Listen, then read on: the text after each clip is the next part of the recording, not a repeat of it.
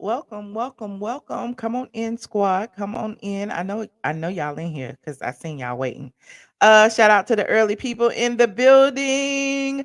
Go ahead and hit that like and subscribe as you enter the room. Let me know if you hear me okay by putting your aliens in the chat. And we will get started in just a minute. Get ready, because you about to be an ATLien.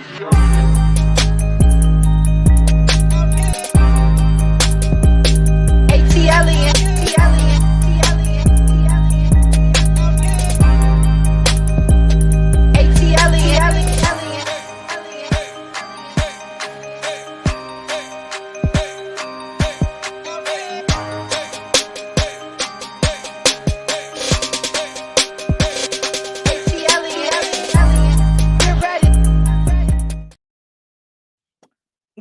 Get ready. I'm ready. Are you ready? What's up, squad? I was in here trying to put on some lipstick and trying to get some glasses together, honey. Cause y'all know how we do. It is late at night. It is the day after Cinco de Mayo. What is the day? Oh, uno, dos, tres, cuatro, cinco. It's siete de mayo. Uno, dos, tres, cuatro, cinco, siete. I don't remember my Spanish numbers, but y'all know what it is. It's no longer Cinco de Mayo. It's the day after Cinco de Mayo, and I overdid it. I have to admit that Atlanta is the home of all these black Hispanic people. This is a little hair of the dog that bit me. Okay, I got a little tequila and some what is it? Ruby red grapefruit juice in here. Okay, this is what we drinking. You said next time give me a liquid IV for my hangover. Okay. Well, clearly I didn't have that. I had a whole bunch of Gatorade and a whole bunch of water, and I didn't eat much. And I wasn't sick this time. The last time I went out with my friends, I told y'all I had got sick, and I said I was giving up alcohol forever. And forever turned out to be like a month or two. And then I went out this time, and we had some Casamigos and some shots and some tequila and some margaritas and some tacos and some this and some that. And we just had a good time. And I had wine before I left the house. So it was just a little mess. Okay. Hey, y'all. Come on in. Come on in. I see y'all. Listen, we are live. For those of you who would be thinking I be running replays in the middle of the night, this is me. I am here and we are live because I don't sleep. Okay. I don't sleep. I stay up in the night and then I be talking to my Patreons this time of night. Like earlier, we went on Instagram, and that's why I'm here because all of my Instagram people voted. They were like trying to choose between if I was going to do a late night Patreon, late night YouTube, and they all voted that I come up here to YouTube, and so here I am. So I was spilling tea over there on the Patreon. I mean on the Instagram. So now I guess I come spill it to you guys. Okay, y'all see the topics on the agenda: Usher versus Chris Brown. Everybody's been talking about it. We might as well talk about it too. And we also have the Eboni K Williams bus driver.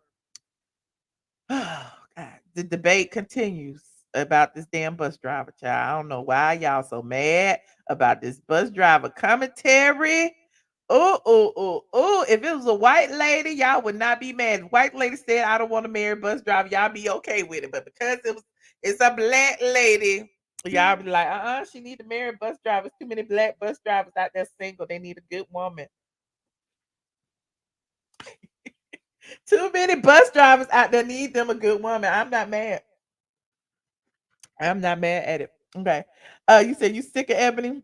I'm not even mad at what she said. I'm really not. Ebony got them pissed off. Okay, and I don't get it. Why is it that a black woman can't stand in her truth and say that she don't want to marry a bus driver, and then all the bus drivers in America get offended? Like I don't understand. She just wants somebody who is equally yoked. Okay, there's nothing wrong with it. The black man get online and say they want every woman they want got to be a size 6 with blue eyes and blonde hair, and we black women don't get offended. We don't get offended because all y'all want blonde women with blue eyes. And okay, mhm, there's that. So, I was like, we was gonna do a little open topics. We was gonna talk about it and all that, but first Come on in, y'all. Come on in. Y'all know how I do. I gotta tell y'all a little bit of personal stuff before I get to the tea. Okay. First of all, as I was on Instagram, minding my business, talking and sharing, okay, of course there had to be those trolls who got to come over here and tiptoe and be like, "Oh, you need to get over this. Why you always talking about that? Oh, you don't need to talk about these people. Why are you always talking about these people? Oh, you're bullying this person. Why are you always bullying this person?" Now let me explain to you what exactly bullying is. Okay. Bullying consists of banding together, okay, and sending all your subscribers to one person to stop them or silence them from expressing their opinions on you or anybody else. That I would consider bullying. Now, somebody who has an opinion of you that is less than stellar, I don't think that's bullying. I really don't. I think it's bullying when you lie about somebody and you say somebody smells bad and all that. That is bullying. Now, talking about somebody's laminate floors, I wouldn't consider that bullying. Oh, partnering with somebody who got evicted. Biggie, stop. Stop. Y'all want to see Biggie? I got the dog on just for y'all. You see that? Hold on, let me mute him. Biggie, chill out now. Chill out. Okay. Be still. You said insert names. Okay. Colorist Karen Claudia Jordan. Junkie Funky Dineva. Okay. And who else do we have? I mean, that's the only two I got. Like, I'm just saying. Colorist Claudia has been stalking me for years. Ever since I blogged about her back when she was on the Real Housewives of Atlanta. She is like just hell bent on trying to get me to like her. I don't have to like you because you're a colorist. I don't have to like you because of your opinions on black people do not vibe with me being a black person. I do not have to like you because you are biracial and until just a few years ago you made it plain that your mom was Caucasian and that set you apart from everybody else. I do not have to like you because of the things you have said. You have called black men's monkeys, apes, and gorillas. I do not have to like you. Now, please, please, please don't get it twisted. Just because I do not like you does not mean I'm not going to drag you when I feel like it. I do that. That's what we do around here. We got platforms. They got their platform over there on Flop Soul. They drag people when they feel like it. They talk about people. They get the news wrong. They be cheering on when black people get murdered over there on Flop Soul. And here I am, a one woman operation. I do not have a team of racists behind me. I do not have Rupert Murdoch. Okay, look, they didn't already kicked me off the screen. Honey. They done already kicked me. Hold on. Y'all know I got more than one camera. Hold on, we gonna flip it. How I get to the other camera? Hold on, my face cam camera. I don't even know what to do. Here we go. Hold on, y'all see me? Hold on while I reboot my computer. Cause I was about to get on my soapbox.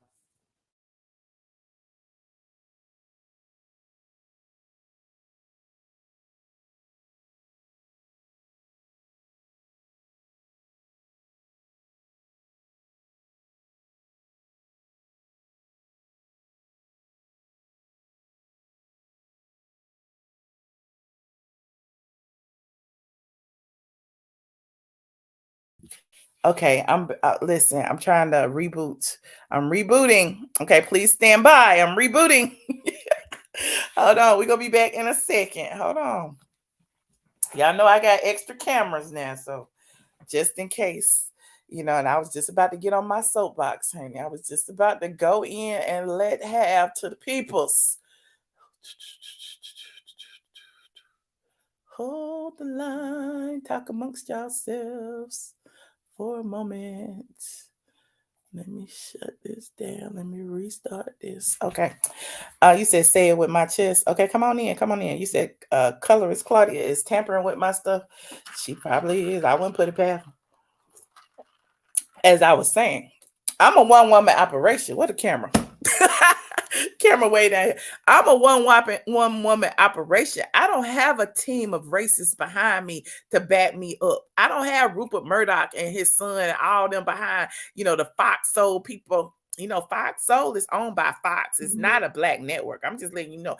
I don't have all the people behind me, while I deliver y'all miscommunications and misinformation about black trauma. I don't have that. I sit here on my platform as polite as I may, and I tell y'all what I think. I talk about, when colorist Claudia called, black men's monkeys, apes, and gorillas. I talked about when she got into it with Boots and was calling her ghetto and beneath her.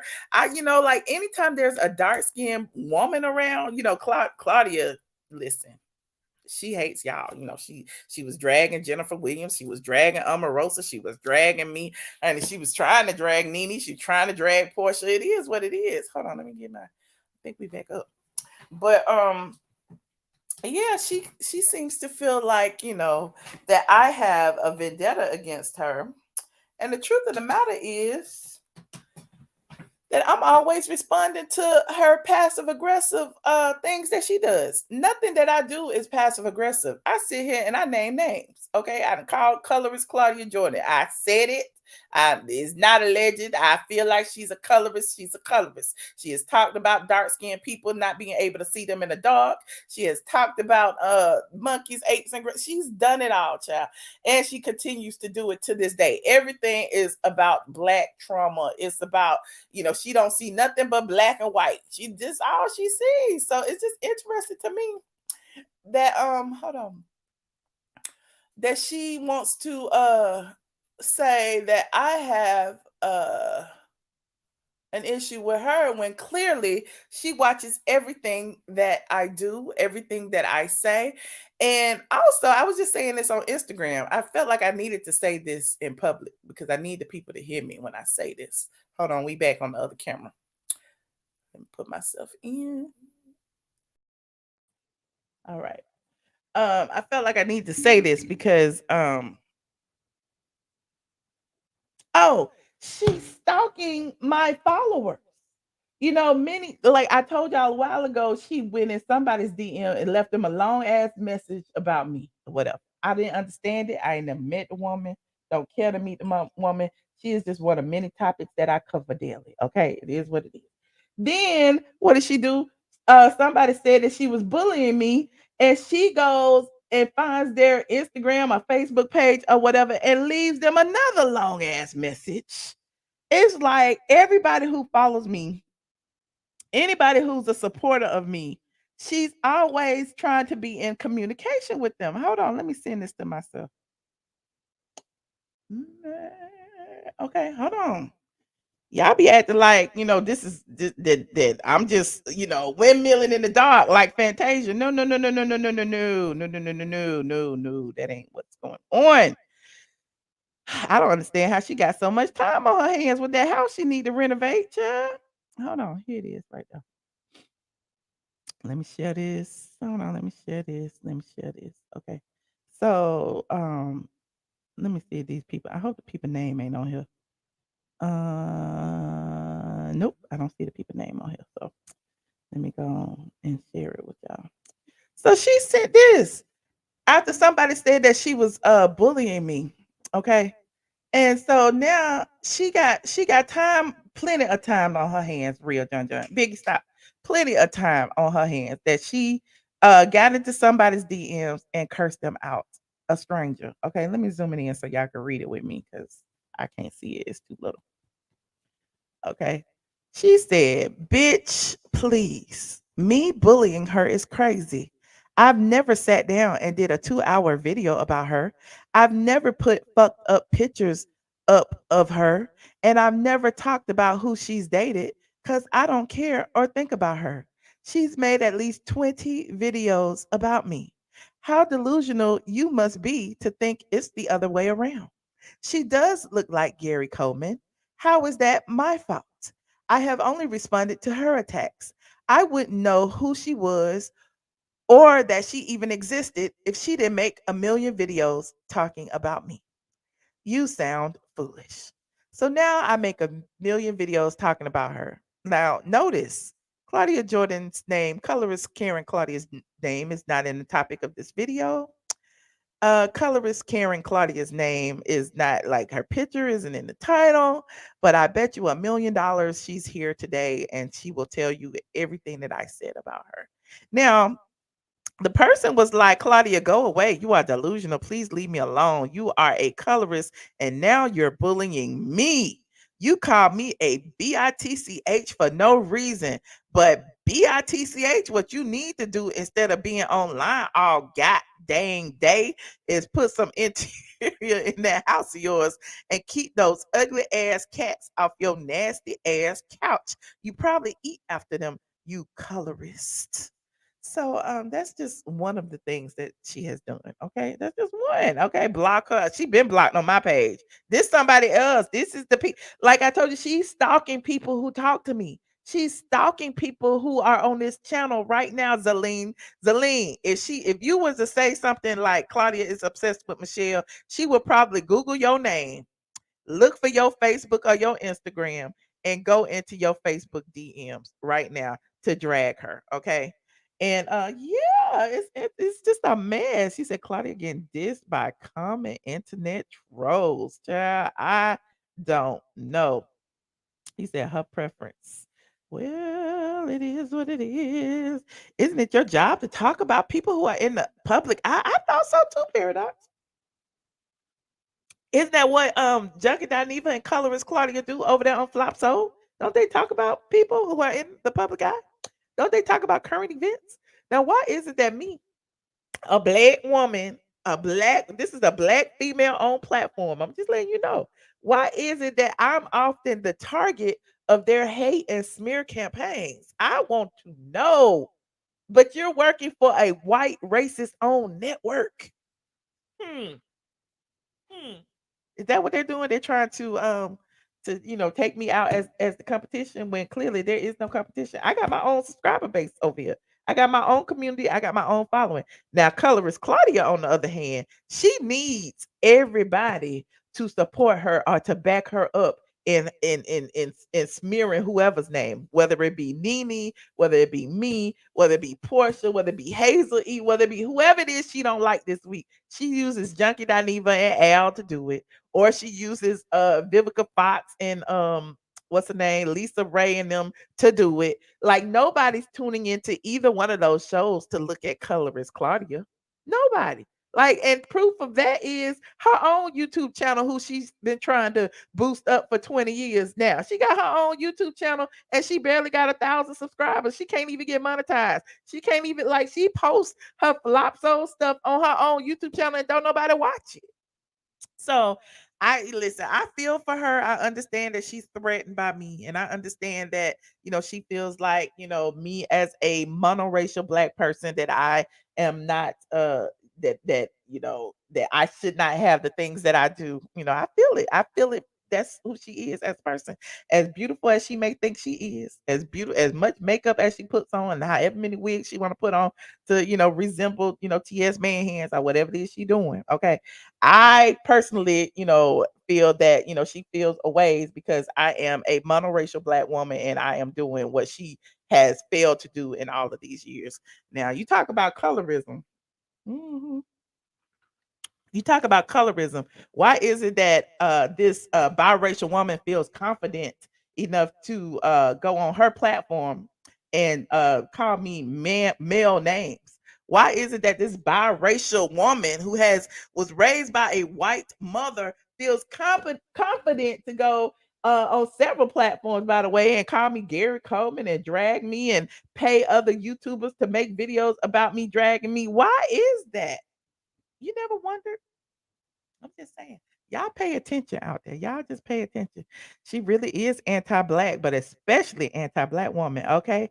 And no claw fit foot, you ain't black, okay? She gonna try to make you think she black, okay? Her goal is to replace black women with biracial women. And maybe that'll happen many, many years down the line. 100 years from now, everybody may be biracial. But right now, okay, it is unfair for her to get jobs, get placements, get all of these things under the guise of being a black woman, and she's not a black woman. She's not, and she never considered herself a black woman until today, until the past couple of years. So that being said, I will never stop talking about her. I will never stop stating my commentary and my opinion on it. And her using black trauma to get y'all to believe that she's so pro-black, y'all need to pay attention to that. Okay, please pay attention. She ain't gonna hit the link, Chad. She ain't gonna hit the link. Colorist Clawfoot has a sad, miserable life and too much time on her unsuccessful hands. Okay. Well, there's that. Am I a colorist? I don't think I'm a colorist. Do you think I'm a colorist?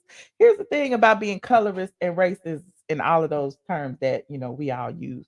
They come from a position of privilege. I can't be a colorist because I'm black. I can't. Like, there's no way. Like, sure, there's some black men who are colorists. We talk about that all the time. Some black men, give homage to lighter skinned women over darker skinned women. But when you are the lighter hue, you are coming from a place of privilege. So when you use those colorism, featureism, and all of those things as insults against darker skinned people, you're colorist. Oh yeah. Tokyo Tony wants to kick Claudia Jordan, but I do not condone violence or bullying around here. Okay. You said I'm being mean. Oh, I'm sorry you feel that way. I am so sorry you feel that way. I'm just being honest and truthful. Being mean is going on your platform and calling people names. That's being mean.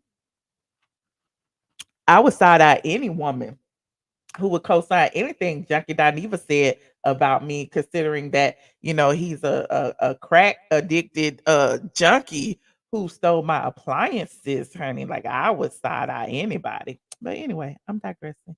Shout out to Princess AG. Shout out to my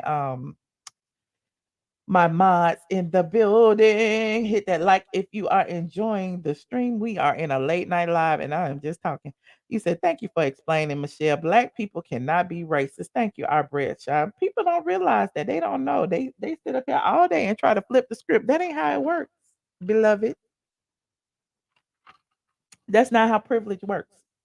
Claudia has the privilege to wake up tomorrow and be like, oh, I'm half white. Or, oh, I'm half black. You know what I mean? She has that privilege to say, "Oh, I'm black," or "Oh, I'm white," or whatever the case may be. I don't have that privilege. That's where privilege. She's biracial. Her mother is white. Her father is black. Period. No, and there's no problem with that. I just don't understand why there's an issue. If it wasn't for Claudia, you wouldn't have commentary for real. That's what you think. Mm. Michelle isn't being mean. If calling someone out for who they are is mean, then what? Then that's what it is. Wait, then what is it that a person with a bigger following weaponized them to harass Michelle? Thank you, Kendra. I just would like to know, what is it? What is it? Why is it that you feel like colorist Claudia can use her platform to demean and harass and try to attempt to embarrass me, but I can't sit here and tell you that she's a colorist and she said these things out of her own mouth? Should we pull the receipts? Hmm. Should we pull the receipts? I'm gonna talk about it when I feel like it, Anthony. Which turns her to be orange. Okay. Michelle, keep doing what you do. People are who they are. Okay. Wait a minute. Okay. For those of you who don't believe she's colorist, I'm gonna play this and I am going to move on. Okay. Hold on, hold on. Only thing I do is type it Claudia Jordan colorist. I just typed it in the YouTube search. Let's see what comes up. Hold on, let me see what comes up. Okay, my stuff coming. Did I put a T on it? I didn't put a T on it. Okay. So let me see. Oh, there goes something from 9 years ago. Disrespectful. And I didn't even blog. That's 9 years ago. There go another one for 8 years ago. Is Claudia Jordan a racist? That's on Gossip. Okay, hold on. Let's see what they had said on here from 8 years ago. This is Claudia Jordan doing a special report for Get Entertainment. I don't usually do this, but it's for my friend Tina Davina. It's her birthday party. It's the all black everything birthday party. I didn't really think it's a good idea with all these black people walking around because black on black, it's hard to see. I can't really see who's who in all black. I can only see the beige people like Cecily, Jason, Janlan, kind of Tina, myself. Everybody else, I only see teeth and eyes. So whatever. Oh, okay. She only sees teeth and eyes. She only sees teeth and eyes when she sees black people.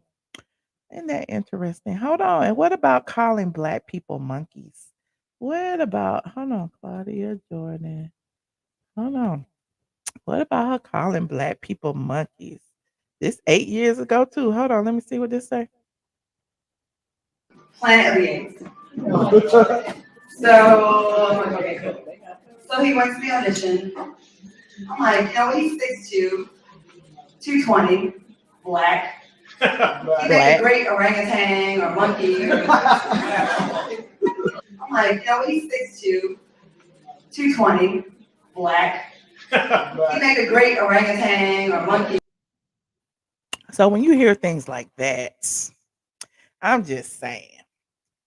Leopards don't change their spots, honey. I'm just saying a snake don't shed its skin. They just become bigger snakes, honey. That's all. Just become bigger snakes. And the fact of that she continues to say that I lied on her, that she never said these things and those things came out of her mouth.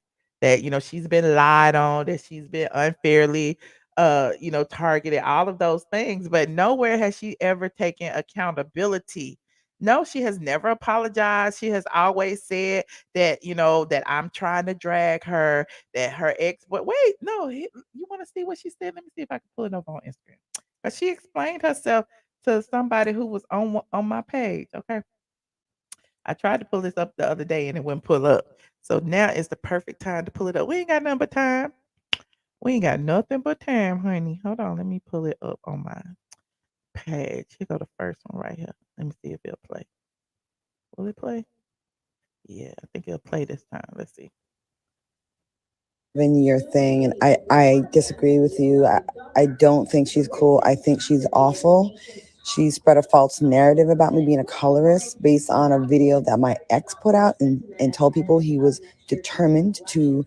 So she said that I spun a false narrative about her being a colorist based off a video that her ex put out. Y'all heard that? Let me rewind it just so y'all can hear it, okay? Because clearly this is not taking accountability. This is basically saying, my ex put it out, I said it, and it's Appreciate a you false trying, but this narrative. is a 7-year thing, and I disagree with you. I don't think she's cool. I think she's awful. She spread a false narrative about me being a colorist based on a video that my ex put out and told people he was determined to make black women hate me. And So she said that her ex wanted to make black women hate her. So why would black women hate you if you are a black woman? I'm confused. Yes, and she said that Tiny was a waste of light skin. Yes, she said that. he knew the context of it, and he bragged about it. It was gonna hurt me because it was my own words, but he knew what he was doing, and people ran with. So she blamed her ex-boyfriend because those were her own words. It's his fault that he put the video out, but she's blaming me. Listen, I don't know. And she's running with that. Do you know how hurt that made a lot of women that support me? She jumps on my throat on everything. It's like the double standards here. Like people say, "Oh, leave Nene alone." This girl has been on me for years, doing Nene's dirty work, and if I could trust her to be honest, but she can't. I tried it before, and she chopped up some of the Hold on, let me video. get the I mean, second one. Hold on. and she I don't care that y'all want to move on. My little speaker went off. Hold on, what had happened? Wait a minute, let me turn this on. I think my little speaker tried to die. Let me plug it up over here. Let me hold on, because I want to hear what y'all hear. Settings, audio, speaker.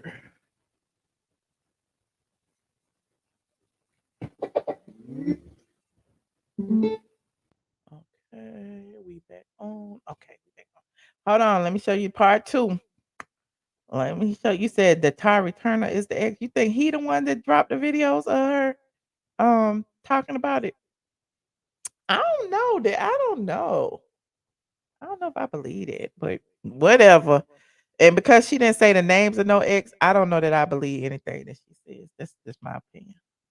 Hold on, let me go back to ATLien. Let me go to. She's doing a whole podcast in someone's private DM. What you said, JB? Exactly. Hold on. My computer is moving in slow motion, slow motion, slow motion. Okay, here it is. Let me scroll to the video. And if y'all not following me on Instagram, follow me on Instagram. Instagram, I am ATLien. Okay. Excuse me. Um, no, why is it going so slow? I think I'm on the wrong Instagram connection. Okay, I'm on the right one. All right. Here's number two. We're gonna move on after this. Shout out to all the 892 people up with me at 12:48 a.m. Salute to you. Here is the other half. If it'll play. The, tagging me colorist Claudia. I work for black folks every day, meaning for my people, like in our best interest. To the point. She works for black folks every day, meaning for her people. See what I told y'all earlier about that stuff being performative? She's only doing this, she's only bringing you this trauma porn. Okay, all these black people being killed, or black people being choked out, or another black man being shot. She wants to be the bearer of all the black bad news to all the black people of the world. Why I got racist white people coming at me saying I'm racist against white people because I'm so pro black. Like I don't think you understand like how much I've been like being hurt over this. It's been crazy. I did reach out to this lady before and she was ignorant and she gets a lot of attention by being the victim. And it's wild. She jumps on my throat, anything bad, you know. Gary Owen, I didn't help. Gary didn't cheat. Not with none of my friends. That's the goddamn show. I would never allow that. But just always broadcasting to her followers that I'm this awful human being and she's put way too much time into it. And it would help her more than it would help me. I see the big picture. I totally agree with you. It would look awesome for two black women to come together and squash something. I even want to do that with Nene one day, but we didn't have not publicly. But just to show people like it doesn't have to be like this. But I get more attacked by from my own. You know what I mean? I don't have these issues with the mainstream blogs, and I hate it. Like we shouldn't be doing this. Like we should be able to report on people's stories. You didn't catch that Freudian slip, did you? Did you catch that Freudian slip?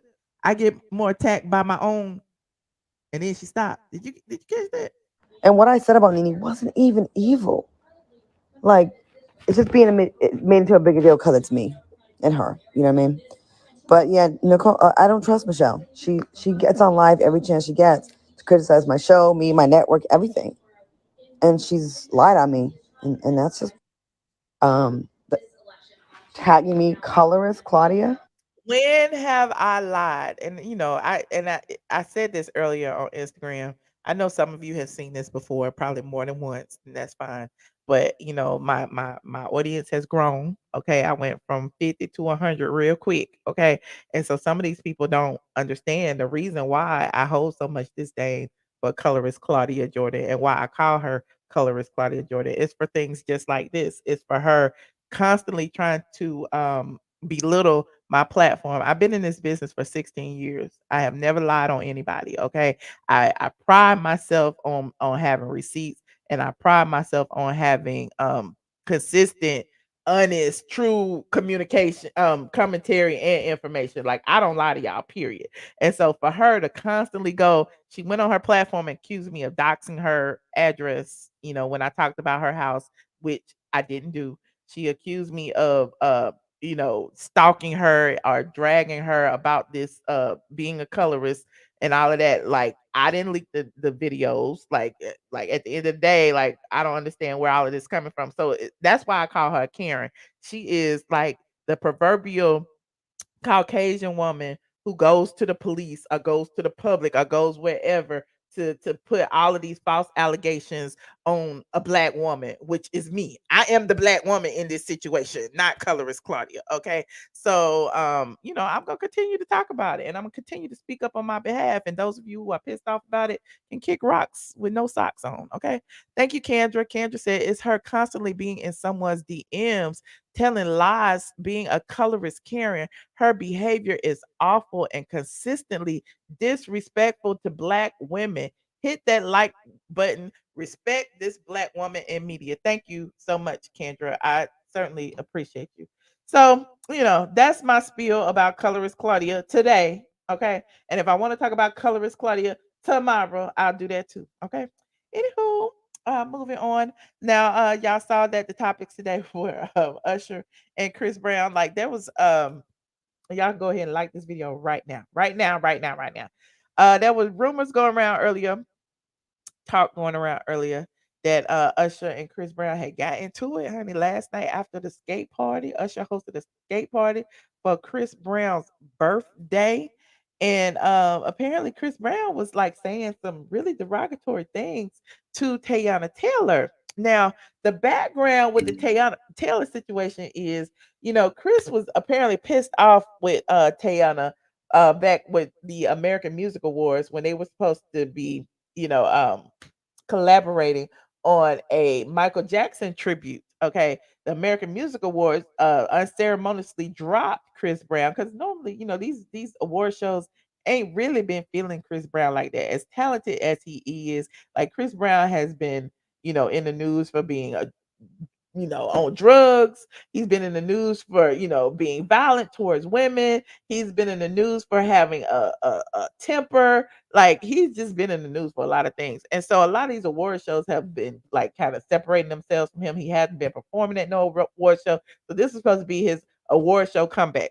Well, Teyana Taylor pulled out of the American Music Awards performance for whatever reason. I don't know what it was. I don't know if her people told her you don't need to be associated with Chris Brown, even though they were good friends or whatever it was. But she pulled out abruptly, and it was right after that the award show dropped the performance. Now Chris Brown since then has kind of blamed Teyana for them dropping because it was like if you did it with me, they would have co-signed. But since it was by myself, they dropped me or whatever.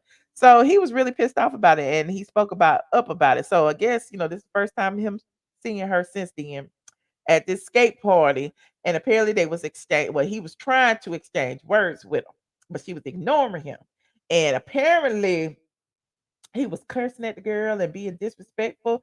And Usher came and tried to like stop it and told him, just walk away, just walk away, just walk away. Now, that's the video that was circulating earlier where y'all saw that was kind of red. Let me see if I can pull it up. Hold on. I'm pull it up for y'all. Come on in, like this video as y'all coming in. Because since then, it's been a whole lot going on all day long about this. You said the award show don't want to deal with bad boy Chris. Okay. You said, yeah. Where is the lawsuit, colorist Claudia? If you're doing all that talking on flop those things, she's gonna sue. I wanted to sue because I want to know where the address at. Anyway, I'm moving on for her. We on Chris Brown right now. So this is the argument that everybody was talking about on Instagram and Twitter and everywhere else. Oh no. What is going on with this computer? Why is it moving so slow, Lord? Is it me? Oh, no. It might be my ecam. Let me shut this down. Quit.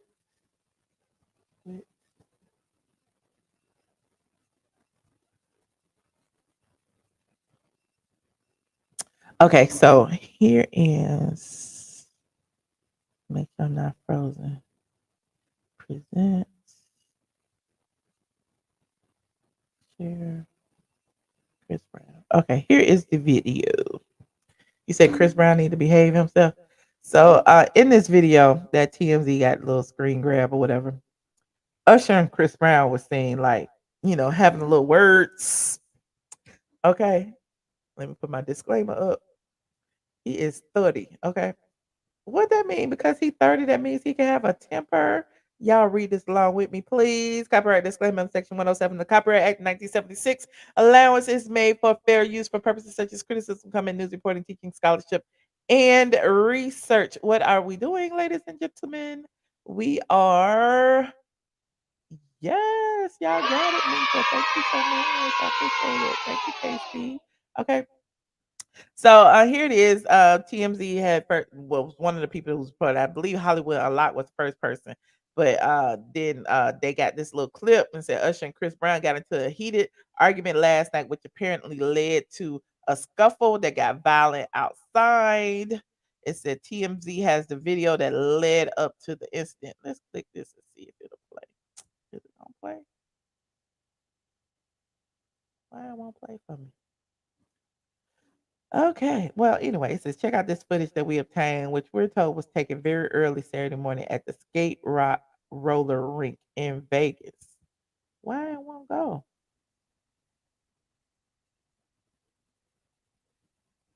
Okay, here it is. Let's see what it says. Why it's going so slow? I don't understand. What's happening with the internet? We'll come back to it. It says check out footage that we obtained, which we're told was taken very early Saturday morning, where CB was celebrating his 34th birthday among a lot of celeb pals, including Usher. Oh, here we go. There go Teyana Taylor right there. And there is Chris Brown right there. And there go Usher right there. And Usher was telling Chris Brown, hey man, walk away, walk away. And there go Teyana Taylor. She wasn't moving. She was just looking at her phone. She wasn't talking. And Chris Brown kept trying to go back over there to have his words. He wanted her to hear what he had to say. So shout out to TMZ for the clip. Okay. And otherwise, they were having a good time. Look, they go Mario. Okay.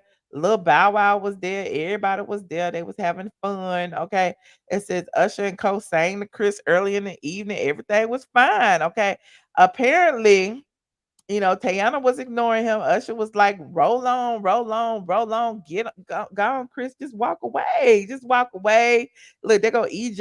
Everybody over there with Teyana. And meanwhile, Teyana just looking down at her phone. She would not speak to Chris. Now, it's interesting that she was even at the party because it's like, if you ain't messing with Chris like that, why'd you even come to the party? But I'm digressing. They said Chris wasn't having it, cursing at Usher and Teyana, but then mostly focusing his anger directly at Usher. Eventually, sources say Chris told his crew they were leaving and they exited the facility. Usher took off his skates and went after him. It's like Usher must have been like, "Oh, like Chris mad at me. Let me go see what's going on." The eyewitness who says they were present says that they saw Usher go behind a string of charter buses that were parked at the lot where Chris and his crew were at, and a short time later, Usher emerged with what appeared to be a bloody nose. Now, Usher then came forward. He ain't got no bloody nose, but let's stop. But anyway, Chris Brown had posted this earlier and said, I better get Cinco de Fuck tonight. So I don't know. Was he trying to holler at Teyana to get a little piece or something? Did him and Teyana used to kick it? Like, where was Teyana's husband? Why wasn't Iman there to stop the fight? I don't understand. You said Chris was doing too much. Okay. You said you want to see the footage of the fight. I do too. You said I want to see footage of them performing together. Pull it up. Okay, wait a minute. Okay, they said it's unclear if he went to the hospital. But like, look. So later, Usher then came. Usher actually went on his platform and showed the people that his nose was not broken, that there is no problem, and he seemed to be like enjoying himself. We going step by step now. We got to go step by step. I know y'all want to go to the end, but we got to go to the middle first. So there go Usher earlier, basically telling y'all. Let me go back a little bit. Basically telling y'all that he was okay. Look. Does his nose look broke to you? Let's go back. Does his nose look broke? We're here having a great time. See y'all show. I don't know if his nose is broken. Could it have been fixed in the course of 5 hours? And he doing close-ups. Usher wants y'all to see his nose is not broke, okay? He doing close-ups. Look at that close-up right there. Wait, I don't know. Is that a little bruise? I can't see. It don't look like no little bruise. If it was, I don't know. They said that he was gonna be wearing sunglasses and makeup. Okay, he looks fine to you, Major. He looks fine to me too. He said, not Usher snout always looks broke. Y'all, it's crazy. Let me see. Usher was at the concert, didn't see no marks. Okay, Chris performed too. Well, look, maybe it was just something to get y'all riled up to get tickets to see what was gonna happen. I don't know, because clearly it looked like some embellishment to me. And it all started over there at Hollywood Unlocked. Now, I'm not saying that Hollywood Unlocked was lying. I'm just saying that they said that the queen was dead and the queen was still alive, okay? But there's that. They all about the clicks and the views, because once they got your click, none of the other stuff matters. Let's continue. Okay, they're gonna usher with his lovers and friends. What you call it song? Rock song. Okay, he walked like, does it look like Usher got some broken ribs?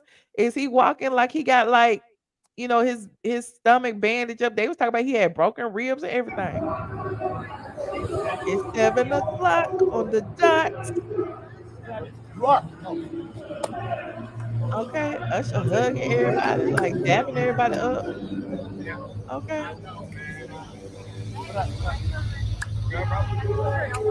I mean, like this whole little video, like Usher don't be doing a whole bunch of videos, and this almost like to show y'all that it was all just a tomfoolery, but I don't know.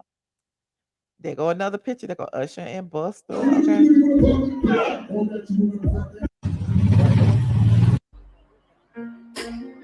All my lovers and friends tonight. Usher was dancing, singing "Lovers and Friends." Okay.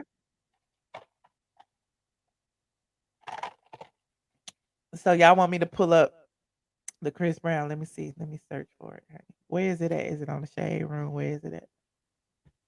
Oh, I can't spell. Chris Brown. OWN. OWN. Hold on. Let's go back. Hold on. Hold on. Hold on.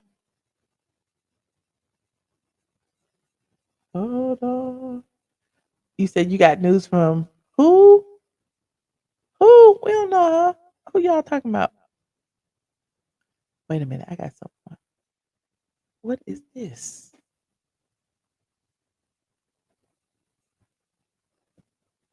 Hold on. I'm trying to get in the thing. I think they had words for nothing, but nothing physical.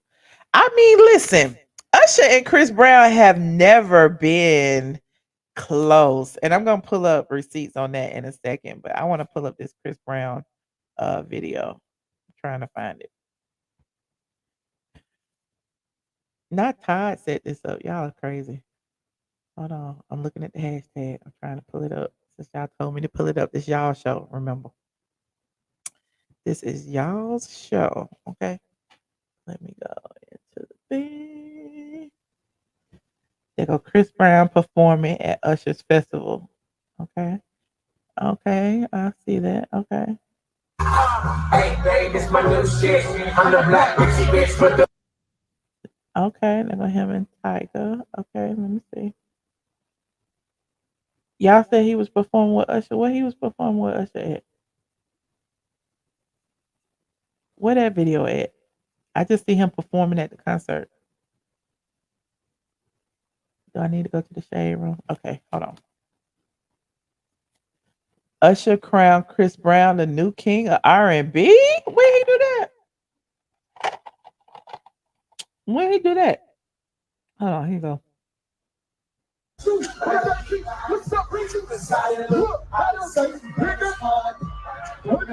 Chris Brown and Bow Wow. Okay. Okay. Well, I don't see them performing together. I just see them. He is at the concert. So yeah. Now I would be remiss if I did not pull up this post from Straight from the A. Hold on. I just want to show y'all. Y'all know how I do. Y'all know how I do. Chris Brown not stupid. He gonna get his money. Okay. Um, Chris Brown and Usher have never seen eye to eye. That's what it's. What this? Hold on. How I get to it? Hold on. Let me get to it. Chris Brown, Usher, and I'm gonna tell you why. Chris Brown, Usher.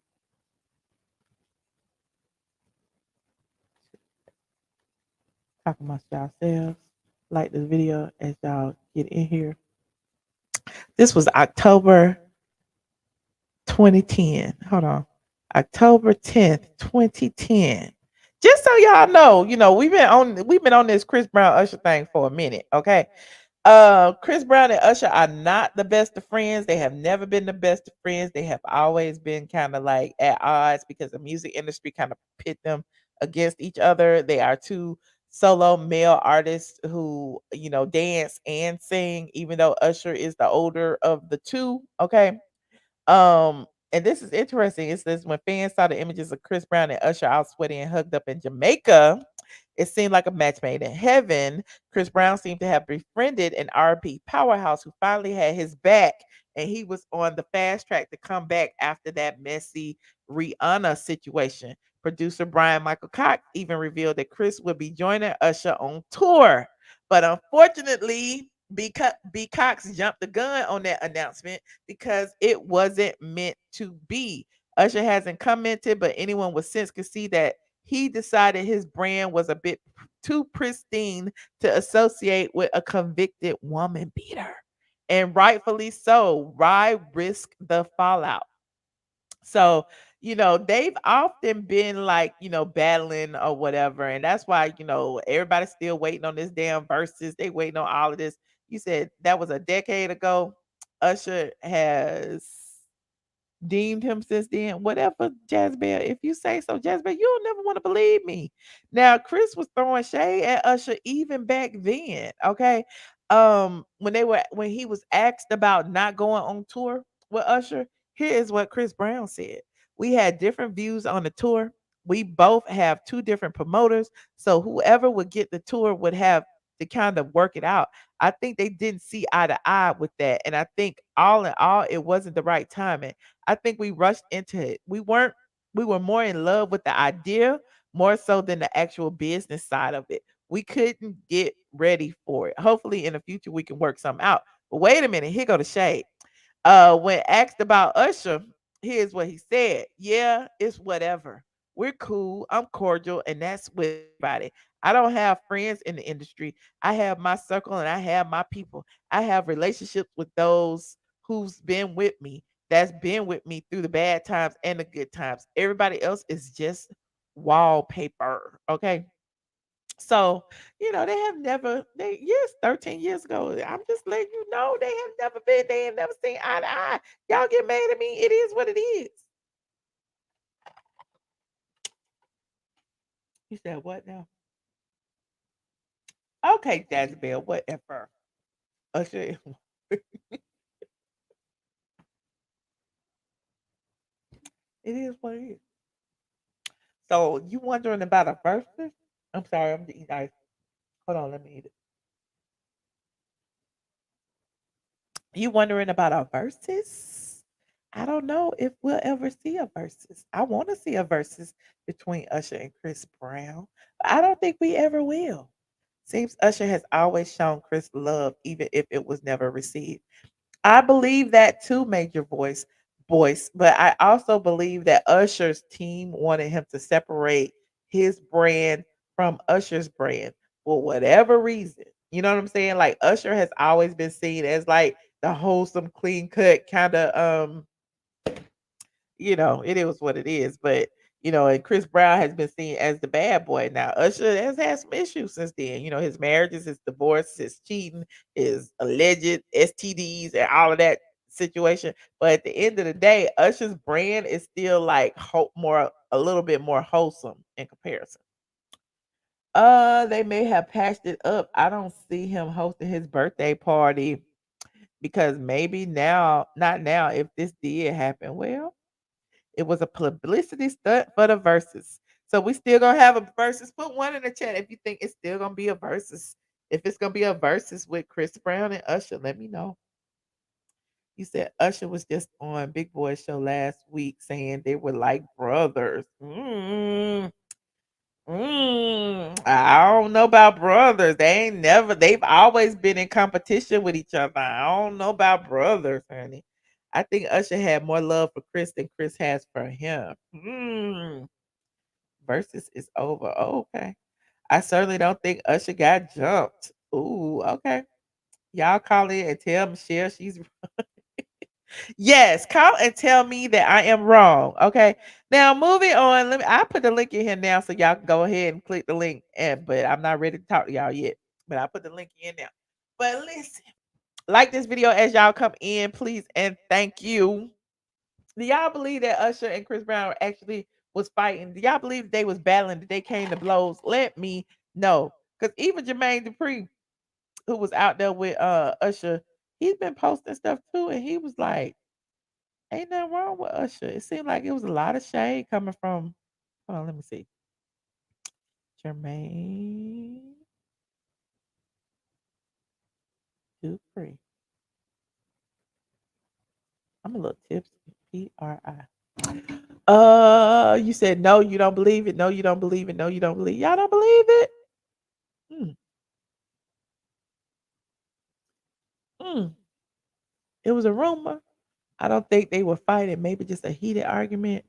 Okay, look, Jermaine even had Usher all up and down his page, and we trying to see if Usher had some bruised ribs or some a broken nose. We want to see.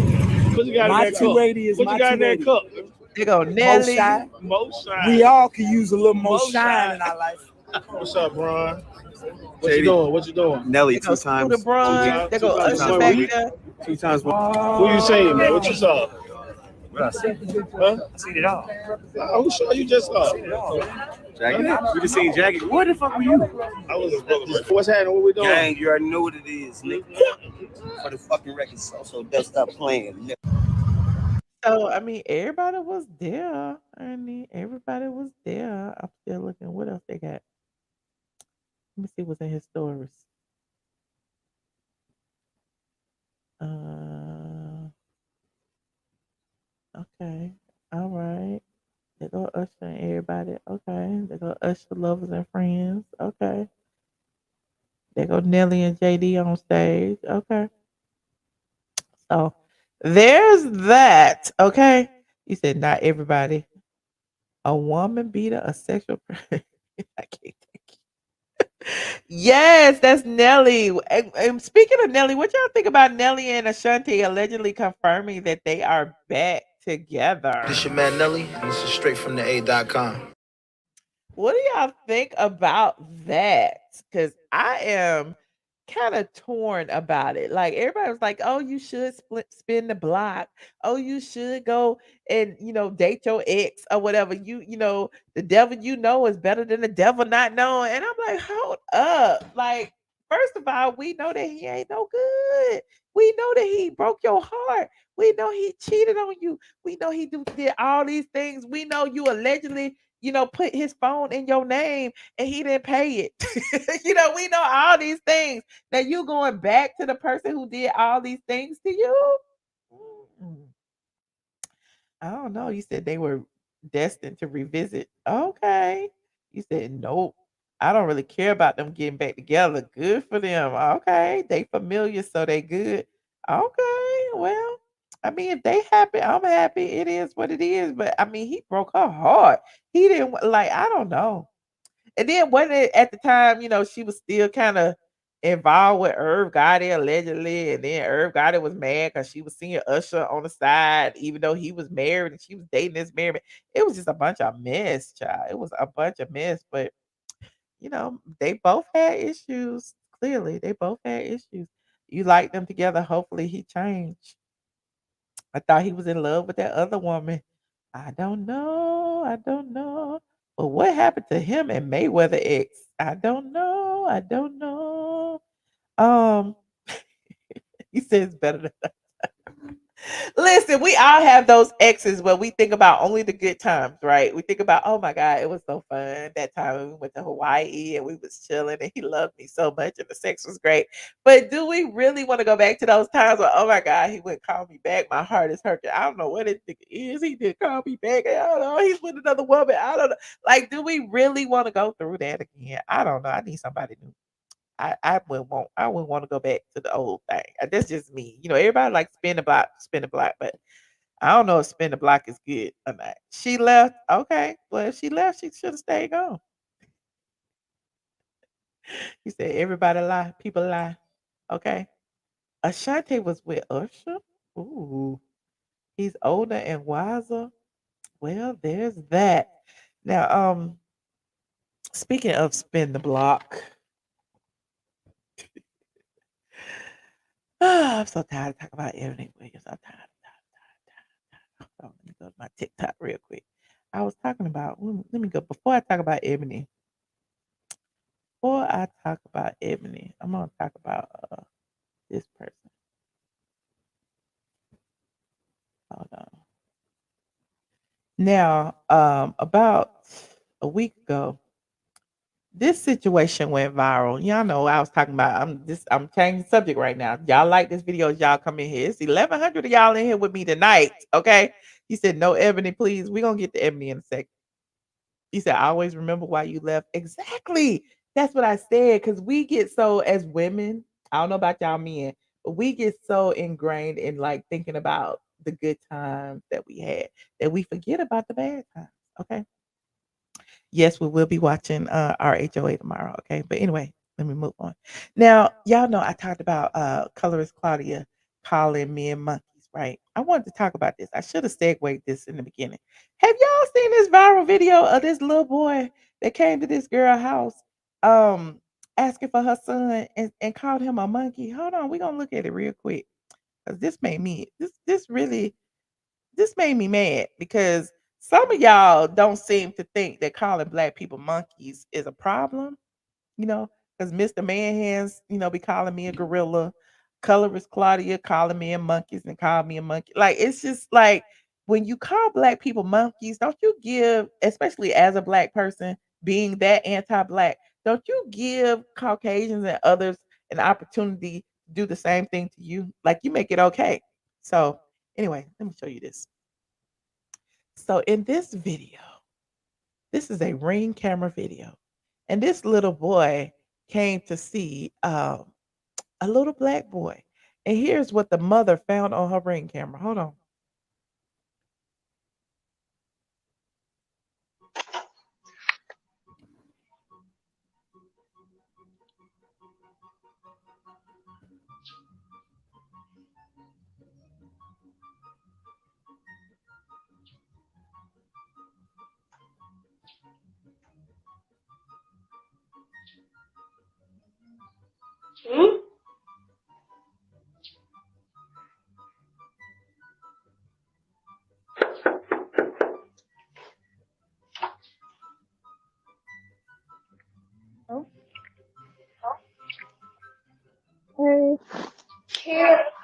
Can Monkey come play?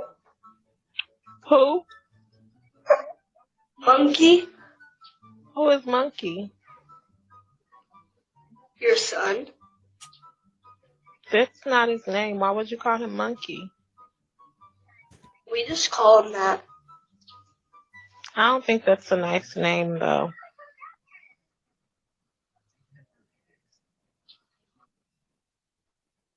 Did he say it was okay to call him Monkey? I don't know. I just got it from my friends. Would you want somebody to call you an animal name? I don't care. Okay. Well, Jaden is his name, and he's not coming out to play with you guys today, and Cadence is. She's asleep. All right? Okay. Talk to you later. Now, first, I really need to salute that mom for her patience and her understanding. Like, this is a kid. first of all. And a lot of it, like you said, is learned behavior. And so sometimes you gotta show grace to kids because at the end of the day, a kid can change. You know what I'm saying? Like, but the outrage is still outrage. Like, how dare you come to my house and ask for a monkey? Okay. Now, the gag is he came back later on. He came back. Okay. The lady, her name is Keisha on TikTok said it took everything out of me not to respond how I wanted to. I almost forgot he was a kid, especially in part two. So in part two,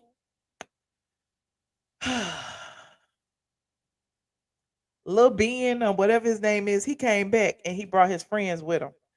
And here is what they said. And this was the same day in the afternoon.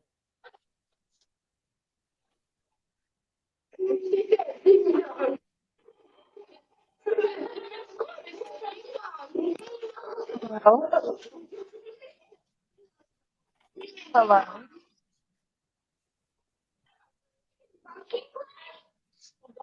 Listen, why y'all keep calling him that? I don't know who raised y'all that this is to call a kid monkey.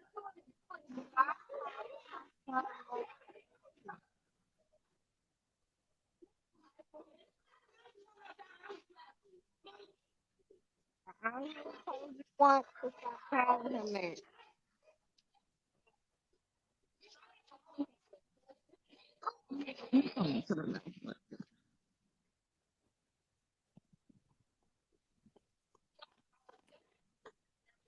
He told us that. Listen, I don't know who y'all keep calling monkey. She came outside. If you don't call him monkey, I understand. He rang my little bell this morning talking about somebody damn name is Monkey. I didn't told him once. My son name is Jaden. Don't make me come over there to your mama house, little boy, and tell her what I need to tell her. Where you go? Take care.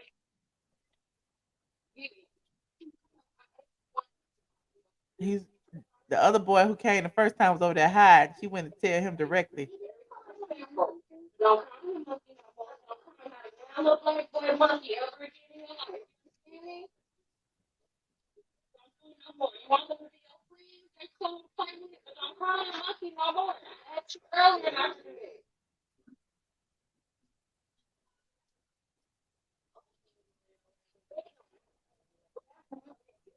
She gave him a piece of her mind, honey, in part two. Now wait a minute, there's one more, honey. There is one more. The parents came back. The little boy got upset, honey. He went and told his mama and daddy that the big mean black lady was fussing at him. And here is the parents that came to the house, child. I'm mad. I'm more, I don't know. I'm kind of more mad about the parents.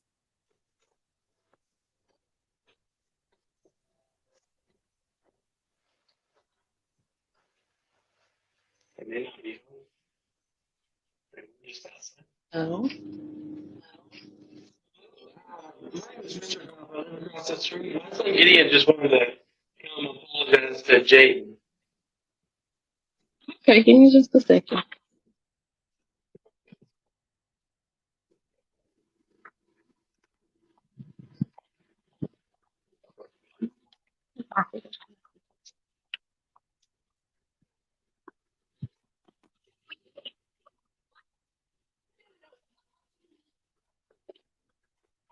How's it going? You ready to say?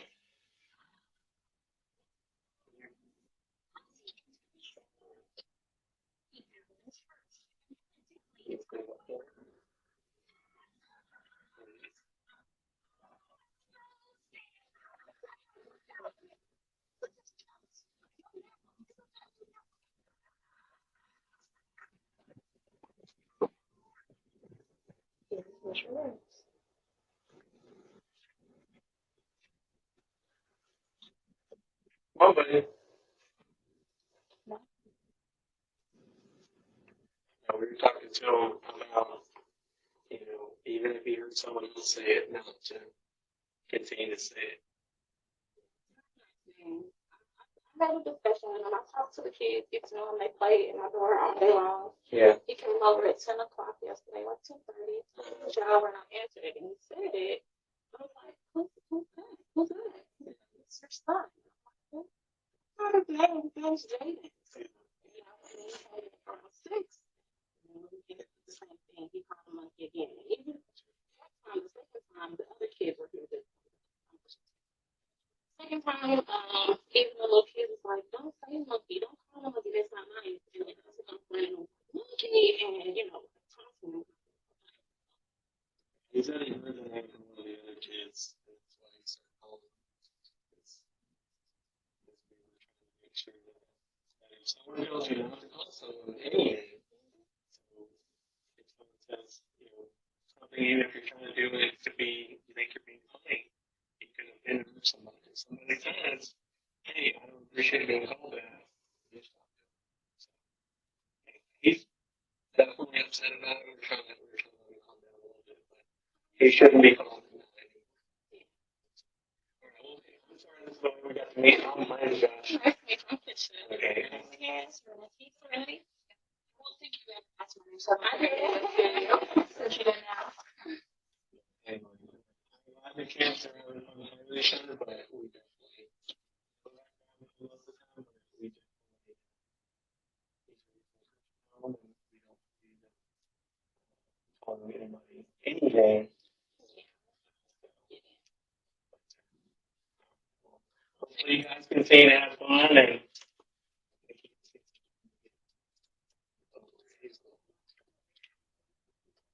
until we can.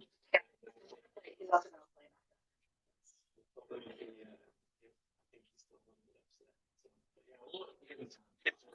Thank you.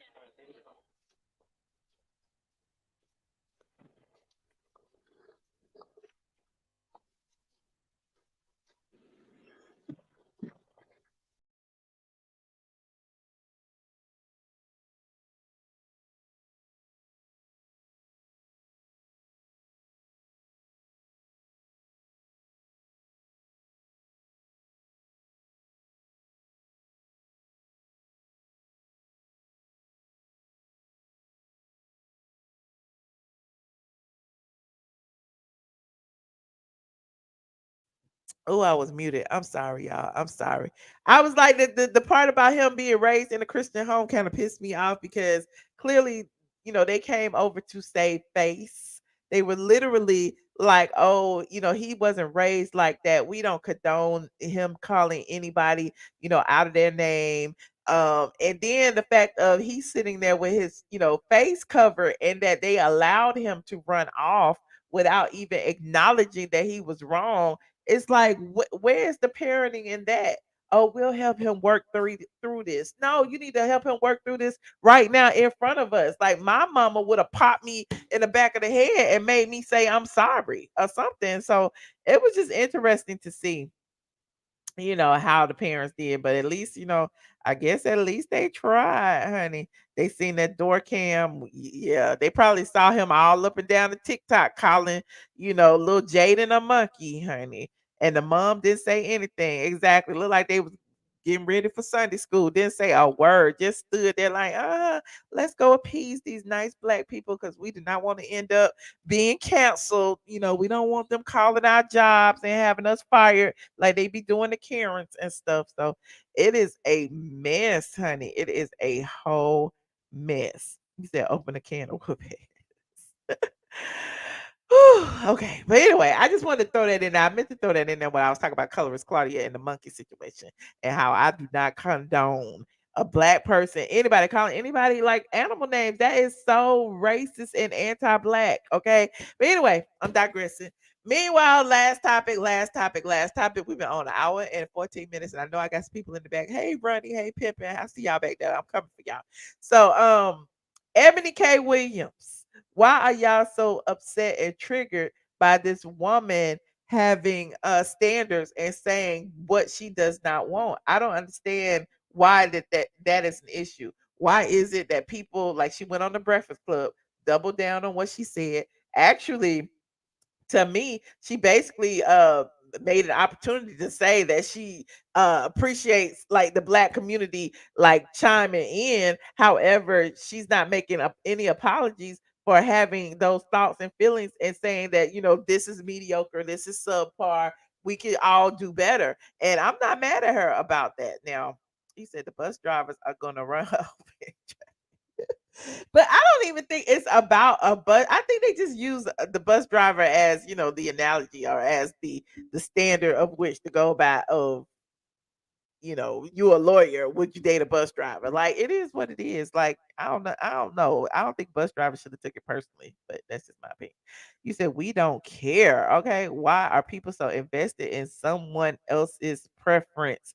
Me either. I'm just trying to figure that out. Like we talk about the whole white supremacy aspect of it, and people have been trying to say like, how does white supremacy fit into, this conversation?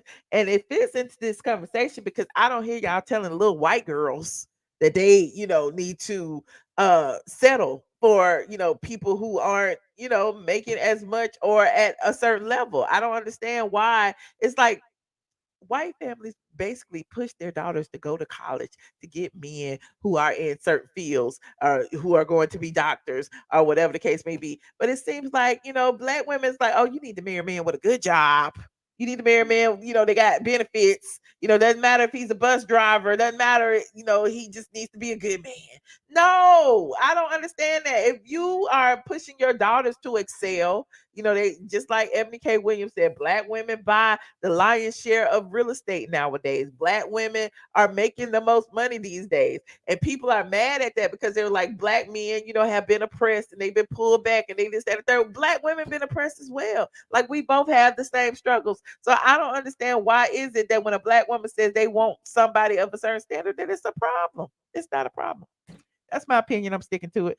Now, if you I talked about this before, and I just don't want to keep beating that dead horse over and over and over again. Like, and being single is an option as well. Okay, if we want to be single, if we want to hoard all our money and buy all our shoes, and not cook and order Uber Eats all the time and travel and have fun, that's an option too. Like sometimes, being alone might be the answer as opposed to settling for something that you don't really want. Because the divorce rate is high enough. Why go through that knowing that you're not gonna really be there for this person? This not the person that you really aspire, that you really want. There's that. You got to be happy with yourself. Okay. Now click this link to join the stream. You said she don't want a black man. Well, did she? Well, it didn't even start off being a black and white conversation. Honestly, I think that when Yella asked, "Would you date a bus driver?" It was just in general. Would you date a man that made less than you? It didn't mean if he was white, black, green, or yellow. But it seemed to me that black men, the black manosphere, all of them just got in their feelings about it, and it just started being a conversation starter. Okay. Now, I would love to know what you guys think about these topics. I would love to know what you guys think about the Usher and Chris Brown situation, the colorist Claudia situation, the Eboni K Williams situation. Click that link and let me know what you think. Hold on, Kendra. Thank you so much. Kendra said, I need a stable man that owns assets, heavy on the assets. Stop telling black women we only deserve struggle love. Get some standards and expectations. Amen, Kendra. I appreciate you and thank you so much for the super sticker. A lawyer can't date the Burger King manager. Actually, the lawyer can date whoever the lawyer wants to date. Okay. Hey, Ronnie, how you doing? Ranu, baby. You bet you here. How you doing? It's pronounced Ranu. Ranu. I'm sorry. How you Yeah, doing, Ranu? I'm doing all right. How you doing, Michelle? I'm good. What would you like to talk about today? A couple of things I want to touch on. We'll start with the Chris Brown Usher thing. So the information you pulled up might have been relevant and true for 13 years ago, but if you look at clips now, there's like even when Usher's at recently he was doing his Vegas his Vegas thing, you know what I'm saying? And he pulled Chris Brown on stage and hugged him and told everybody how much he loved him. This is my little brother, yada yada yada. And there's like several clips recently floating around on the internet where he's doing that. I think, like everybody's been saying, Chris Brown was on that booger sugar, you know, and drunk, and he was in his feelings, and he went off on So what do you think Teyana he was in Taylor. his feelings about? What did Teyana have to do with it? Well, you touched on it. You know, they said that he was really, really mad when Teyana pulled out of the American Music Awards, you know, and then he was high. You know what I'm saying? And people really just got to stop condoning him doing this crazy stuff, especially when it comes to women. You know what I'm saying? Because he has all this energy toward women, and apparently people that's smaller than him. But I bet you if it was 50 Cent or somebody else like that, it would have been a different When they story. rolled up on him like that. Yeah, you know what I'm Do saying? you think he really bust Usher nose though? Like, why we see Usher and it don't look like Usher got a scratch on him? Yeah, but I've had a bloody nose before too. You know, and a bloody nose you can clear up the next day. But there's too many people just reporting that was there allegedly that he had a bloody nose. You know, but I'm wondering where was Usher's friend? Usher threw the party. So why didn't his entourage or anybody else that claimed that it was cool with Usher, you know, jump in? Because all the reports are saying that Usher was clearly jumped. Well, clearly, you know, So that's Usher the not- oldest of the crew. You know what I'm saying? Like they in their 30s, he in his 40s or whatever. He, you know, Yeah, but coming trying Michelle, to he- appease. Huh. Right, and I get that, but once he started getting jumped, why didn't all them people that claim to be Usher's friend jump in and at least stop it? Not necessarily jump the people that were jumping, but stop it. That's what I'm wondering. Maybe he didn't, you know, take his bodyguards over there. When they say he ran behind the tour bus or whatever, maybe he didn't think he needed a bodyguard to talk to another celebrity. You know what I mean? Like, But I'm not even talking about the bodyguard. What about Bow Wow? They're supposed to be so close with him or Marion. Bow Wow little ass fighting. I don't know. Well, no, but he's always fighting down there in Atlanta, allegedly. But I'm just saying, I know that if I threw something, that my friends and family, if I was getting jumped, would not let me get jumped, you know? And at the least they would do was break it up. You know what I'm saying? I wouldn't let my friends and family get jumped. And I'm older than all of them. Yeah. And the other thing I want to say, Michelle, and I'm going to start this by saying I love you dearly, right? Uh-oh. My great grandmother is half black and half white. And my mother, dad is a mixture too, right? So I think like sometimes when you make them statements and say that if they're mixed like that, they're not black. My grandma would tell you, no, I'm a black woman. The world looks at me as a black woman. When you look at my skin, Mariah Carey found out that as light as she was, that the world look at her as a black woman, you know. And so, you know, I know you heard that saying that said if you have an ounce of black blood in you, that you're considered black. Does Claudia But make isn't that rooted in white supremacy? Wasn't that birthed from the fact of white men not wanting to share their wealth? So what's the dominant with their gene? children? Anytime you mix black with any other race, you're gonna see black. But who came up with that? No, but I'm saying this. Let's leave that alone. When a black person lays with any other race, that product comes out majority looking black. DNA would suggest that that's a lie. That doesn't happen all the time. You got to show me that evidence. What do you mean? You've seen biracial people. Some biracial people look black, and some biracial people look white. It's a toss up. It's a no matter how crapshoot. light they are, you can still Every see time that a black person lays with a white person, the baby ain't gonna come out black. I'm not saying every time. You can't say every time about anything, but the majority of the time, you could tell that's a black person. I live up here in Seattle, Washington, which is the capital of interracial dating, and the majority of mixed people that's mixed with something, that dominant gene black takes over. And like I said, the world is going to treat them as a black person. It'd be their parents. No, well, it's here's like, the thing. Listen. And I kind of understand where you're going with this, but when you say the world is going to treat a biracial person as a black person, no, the world treats a biracial person as a biracial person. The world treats you as a monoracial black person as a black person. Like there are favoritisms that biracial people get as opposed to black people. When it comes to a biracial person coming against an all white person, them white people gonna stick together. You know, and we talk about this all the time in Seattle because a black person, a fully black person, will say, "Well, I'm going to stand on the side of right and yada yada yada." But I've seen so many times in my lifetime where that white person will say, "Well, Jim is, he might be this and that and da da da da, but we're going to stand with him." When it comes to So standing, basically, you basically speaking from the side of the white supremacists. Then you're not speaking from black no, people. I'm Like not black, speaking. I'm like I speaking from can't the wake side up of what tomorrow. I Ranusi. can't wake up tomorrow and have biracial privilege. I can't. I don't know what you're talking about And when you you say can't either. biracial privilege. You don't think there's a such thing? No. Oh, okay. Okay. And like I said, I've seen several times where they might think they got these privileges, but they have been put in their place and shown that you're still an NIG, yada yada. I've seen that in my life. Well, I guess we could agree to And disagree. like I said, Mariah Carey, for a long time, when they would ask her what she was, she would say, "Well, I'm not a color, I'm beige, I'm da da da da." But she herself would tell you that life has shown her what she was, and she was shown that I'm not all the way accepted in by the white folks. And this is in her book. Okay.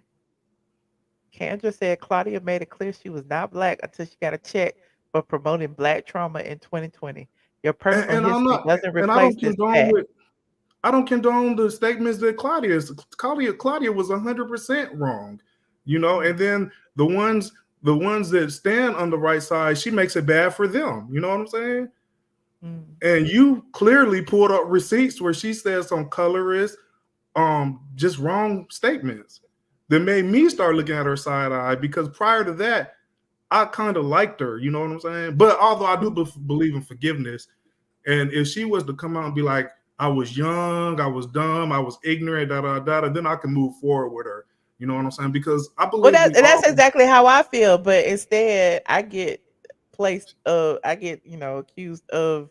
Nah. Yeah. Nah. I'm trying not to get it. But yeah, I get what you're saying, because I do feel like sometimes I have to tiptoe over the way I say certain things because I don't want to offend biracial people, and I don't want to. But at the end of the day, I do feel as a monoracial black person that there are differences between black people and biracial people. There's a difference between a biracial black person and a light-skinned black person. Biracial is biracial. You got a white parent. If you got a white mother and a black father, you are biracial. Or by any other variances, a black mother and a white father, you are biracial. Because I mean, it is what it is. Do you believe a black woman can have a white baby? They've had black women have had babies that came out looking white. Go ahead, I'm sorry. But I believe that anytime you mix with black, that child is going to be black. So if a white woman has a baby by a black man, it's a black child. And if a black woman has a baby with a white man, it's a black child. So both children are black. Black. Yes, that's what I believe. Yeah. Wow. And then, like I said, if you talk to my grandma, who is half white and half black, she would tell you, "No, honey, I'm not no." And she says she don't even know what this whole biracial system of the one drop rule is rooted in white supremacy to stop white men. White men did that to stop their offspring from claiming any of their assets. But Michelle, as I said, if you look at on anything, anytime we mix with other races, what you see is black. That blackness takes over. Okay, well, we're gonna agree to disagree. I mean, yeah, we can agree to disagree, but I don't. Yeah. I don't But- agree. but- I mean, but let me say this. I hear where you're coming from, but I just don't feel like that's the same in every instance. But Michelle, don't never feel like you have to tiptoe, because like you always say all the time, this is your platform. And that's one of the things that we do love about you is that you speak your truth.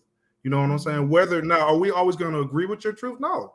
You know what I'm saying? But what I love and a lot of other people love is you get up there and speak your truth. And I don't ever feel like it's rooted in a place of negativity. It's just how Michelle feels. Mm-hmm. Well, I appreciate you, Ranu. Thank Yeah, you so you much. too. And you don't remember talking to me before? I do remember your name. I don't remember your face. You must not. You weren't on camera. What I told you before is you was I think this was around the time when you and one of the times when you were venting about Junkie.Neva, and I gave you my little piece of advice. I said, Michelle, and I called you. I said, you're the Black Oprah of YouTube. I said, you don't never hear Oprah. Oprah or is black now. Don't say the Black Oprah. Okay, well, you're the Oprah of YouTube. Okay, correct me. And I said, you don't never hear Oprah, and Oprah gets a lot of hate. Beyonce gets so much hate, but you don't never hear them addressing their haters. And you really are a standard, Michelle. And I really wish you, I hope that one day you get to the point where you just don't pay attention to them haters and just let everybody see by your numbers, and then how much of us love you. You know. Yeah. I said that before, and I still feel that way. Just pray for me. My growth is coming. Okay. But thank you for having me up, Michelle. I appreciate you, Rando. All right. Bye. Y'all so afraid about the Black Oprah, as opposed to the white one, honey. As opposed to the white one. Hold on, let me see. Pippin, hello. Yeah, I want to know why every Oh time God, somebody who is this in this picture? Why do you have Walter on this picture? I want to know why every time somebody calls in and get you together, you always gotta deflect. You get me together then.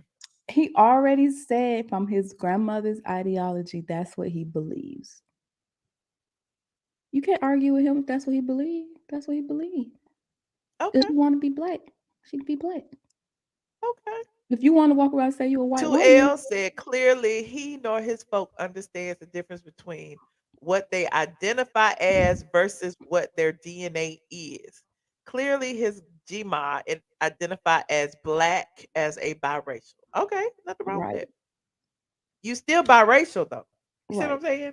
You can identify as white, black, whatever. You still biracial. If you Hispanic and black, you can identify as Latino or Afro Latino or black. You still biracial. You're not just one thing out of the situation. So, but I did want to ask him. He said, I think it was. What'd you say? I wanted to ask him because I think he was the one who brought up Mariah Carey. I think, or was it you? I don't know. Anyway, but then he said he didn't believe that biracial people receive, that they are privileged. Didn't he say that? Yes, he did say that. But Mariah Carey benefited from privilege in the beginning of her career when, her beginning audience thought she was just a plain white girl until she came out and was like, no, I'm mixed. I'm, multiracial or whatever. So I was just trying to understand, his point about that or whatever. But anyways, on to Usher. I don't think Usher got jumped. No one would dare put their hands on Usher. I think if his nose was bleeding, it probably was an accident. I think Chris Brown is a horrible example of a Taurus. We do not behave like that. I think he needs to stay off of the Coke and Henny. Also, I think Usher might need to stay away from R&B singers when it's their birthday and when they have a drug problem.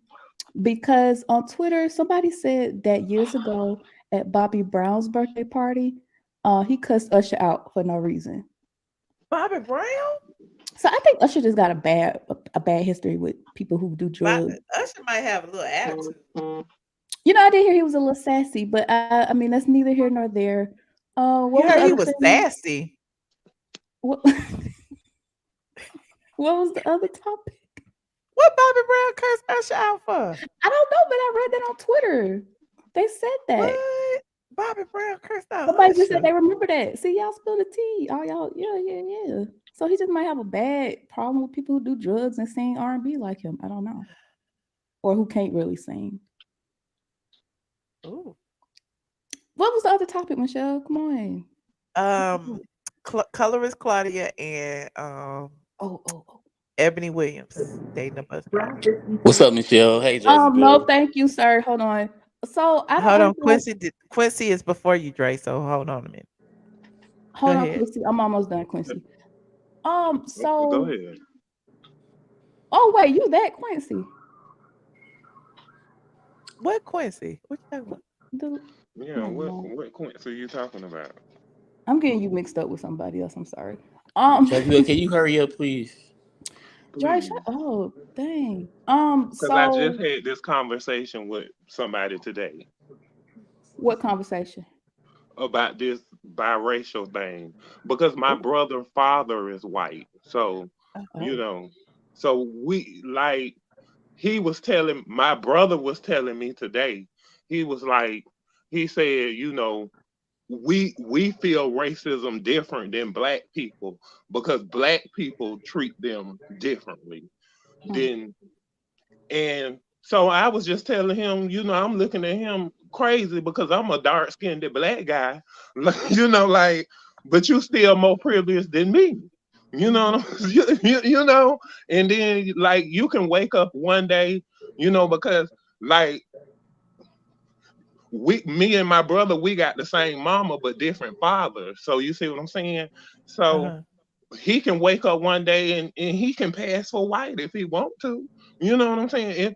And you understand what I'm saying? So I understand, and I sympathize with you. Say you feel racism for black people, but you really more accepted by white people than we are. Can I? But can I make a comment about what you're saying though? I went to a Catholic school all my life, and it was I went to school with saltines all my life, whatever. And honestly, one thing I Dre, can don't say, call them saltines. is Because I love my brother daddy. I never experienced racism. I'm from Georgia, and I never I don't know. I can't say that no one called me a monkey or a gorilla or What, I never experienced that before. Well, Dre, I'm 46 years old and I just experienced racism, you know, like this year. You know what I'm saying? So it's coming, and you probably just don't know it was there. You have experienced it if you're a black man, a black Exactly. woman, Yeah, but when I experienced Latino, it wasn't or from a whatever. white You person. It have was from experienced it. Mexicans. You It just was don't from know. Mexicans. Okay, can we go back? Hold on, stop. Jasmine, you was talking about something totally different, and then we got on the biracial topic. What are you talking about, Jasmine? I know where I remember you from, Quincy. I think it was one of Michelle's retiree lives when she was going early on her balcony. I think he was on there. I think that's where I remember you from. But Okay, anyway, but no, go I was ahead. just Michelle, please don't do that to me. Okay, Go ahead. now I think that Ebony, she was right, and I feel like Black women, we should stop putting ourselves in situations that don't concern us. Ebony was talking about people she don't want to date. So who cares if the Black Michelle, if this man is open they want to topics, be how come we upset? all can't chip in and say something This about was this? not open Because topics, Dre. She had a set list of topics that she talked about because you came late. You don't understand. Now stay on cue. Go ahead, Jasmine. Finish what you were saying. I just Ignore think him. Black women should stop trying to insert ourselves in things. Ebony said what she said, and if they feel a certain type of way about it, that's on them. So You how know is what it I'm that saying? Black women are inserting themselves in it? Because weren't Well, we? because I think I'm speaking about a certain group of people because I've been on Twitter lately, and there are a certain group of Black women. They want to, cape for the Black man, say Ebony wrong. but the I black men would not do the same thing for the black ladies. Yeah, It's and they're not like, gonna happen. my It's not brother's a gonna bus happen. driver. My husband's a bus driver. What's she trying to say? They not good enough. Da, da, da, da. Those type of women. We should mind our business and just stop doing that. Michelle, I think Kendra know exactly what I'm talking about. We could the black man never defends the black ladies, but y'all black ladies, and I got sisters, so I'm defending the black ladies. Well, Dre, you skipped all over Quincy. Let's let Quincy talk first. Go ahead. What did you like to talk about? I'm trying to get everybody in order. So, about this bus driver thing, people are allowed to want to be involved with whoever they want to be involved with.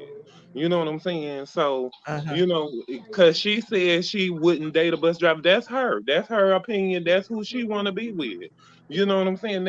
I mean, because my uncle was a bus driver for 20 years. I would be on his side, but that's who that lady want to date. You know what I'm saying? And he lives real good. So Okay. why is it that people are like making think pieces about how Black women are Wait, single, but but wait, they Michelle, won't but what do settle? you call real good though? What do you Because what mean? you call real good is might not be my real good. Like you might call real good 50 G's a year. That's not real good to me. Oh my God. Well, I mean, That ain't the everybody have their own point. opinion what real good is. Dre, you skipping over the point. I don't think I'm missing anything. I think the point is right there. She don't if she 40 some years old, she should not date someone that's not her caliber at 40 some Yeah, at she's 30 white. some years Yeah, old. absolutely. Isn't Yeah. she educated? What does she look like dating a bus driver? It's nothing, but like I said, it's nothing wrong with being a bus driver. Hey, a And lot.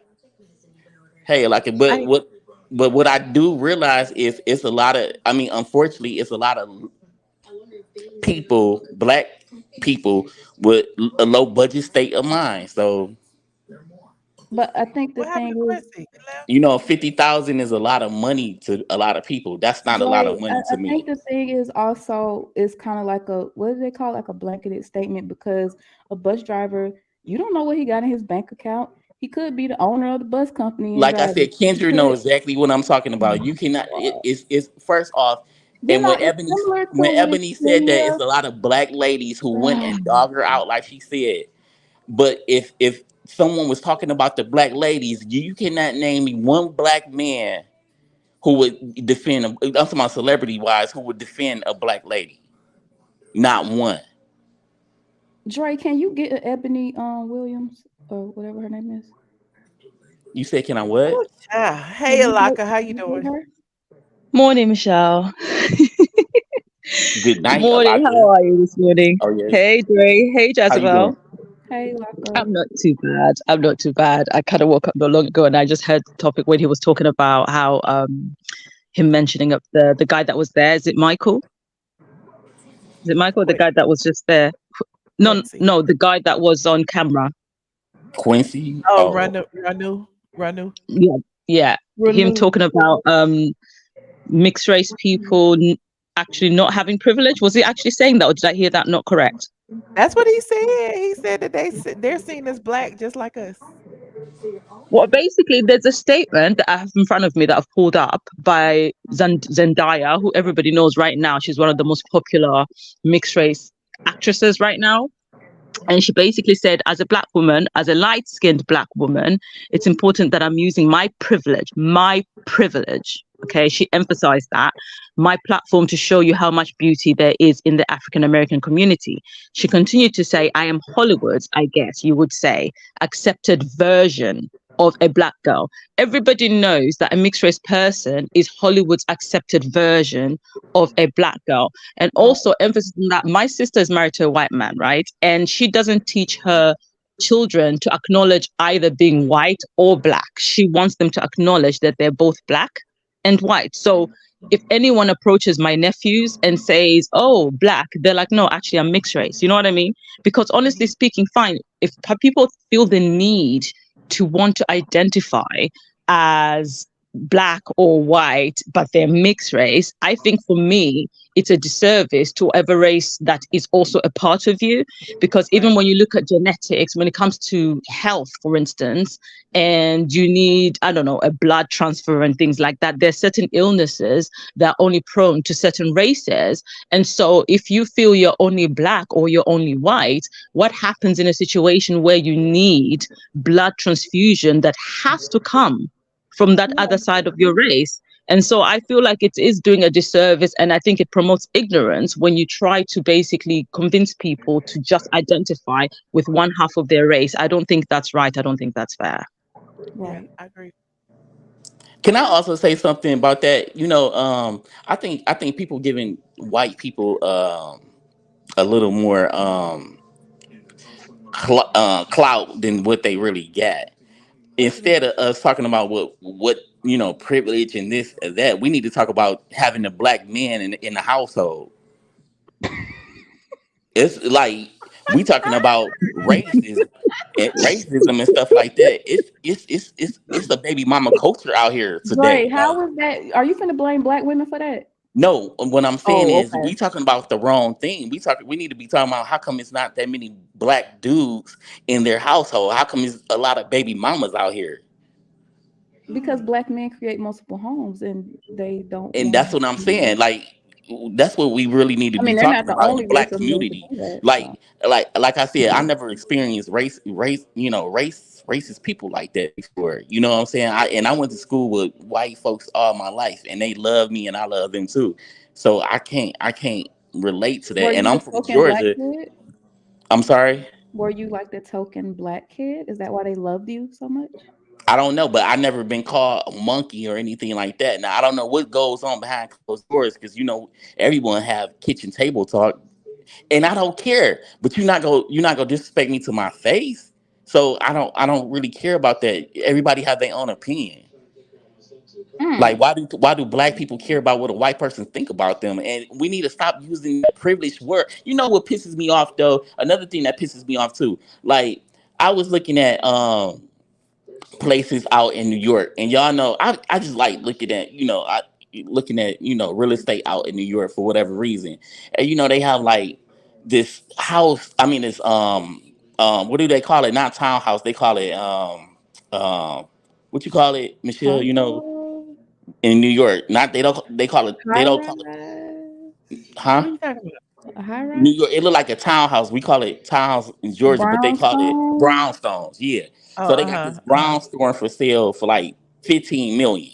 And it's like 2 bedrooms, 2 bathrooms, no parking. You gotta find your own parking. I'm like, dang, that's a lot of money for 15 million.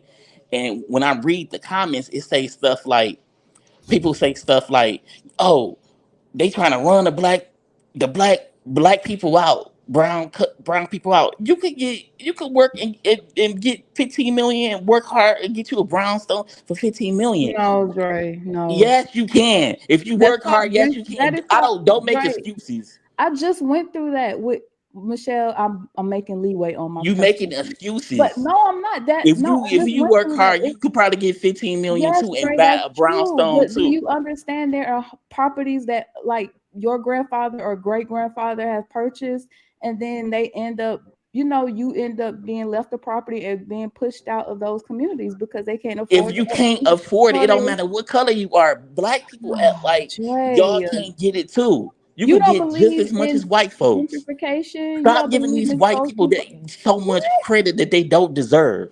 Dre, those things are happening. It's happening in Atlanta I already don't right now. look. It When happens. they all white people. You talking about white people running people out of Bankhead and fixing Bankhead up? You Dre, could get you a house in Bankhead too. Bankhead the hood. Dre, do you own a home and have to pay a mortgage or something and then have a I company might, but come if in? I did, I would never say it on here. Okay, we have Ranu back in the building. Hey, Ranu, how you doing? Hey, I just want to clarify something. Now, Okay. y'all, I did not say that in certain parts of the country that sometimes lighter skinned people get favoritism shown over black people. My whole point is, and people that I know that are mixed, that when white people punish them or when they're in certain situations, they don't look at them as, say, you're biracial. They still look at them as a black person and the same treatment that a fully black person get. I have met so many black people, or what you guys are calling biracial people, because like I said, I live in Seattle among them, that would tell you that white people treat them 100% like they're black. They don't get no special privileges when it comes to that. And when one white person will turn against them, all of them usually turn against them. That's what I'm saying. That's true. But they still No, do have that's true. That is a privileges. valid point. That is a valid point, but I feel like the way white people tend to basically practice their prejudices against people of color, they will basically, it doesn't matter whether you're mixed race or you're black. Yes, it might feel to the mixed race people that they are being treated like a black person. But in comparison, if they were to pick somebody because of the laws, right, that are against basically, being prejudiced because of people's skin tone, etc., in the workforce, they would rather pick a mixed race person who is lighter skinned than a black person. That's where the privilege comes into play. Well, Alaka, for Hmm. that, if you trying to make movies, come up with your own movies. Come up with your Can own I say production company.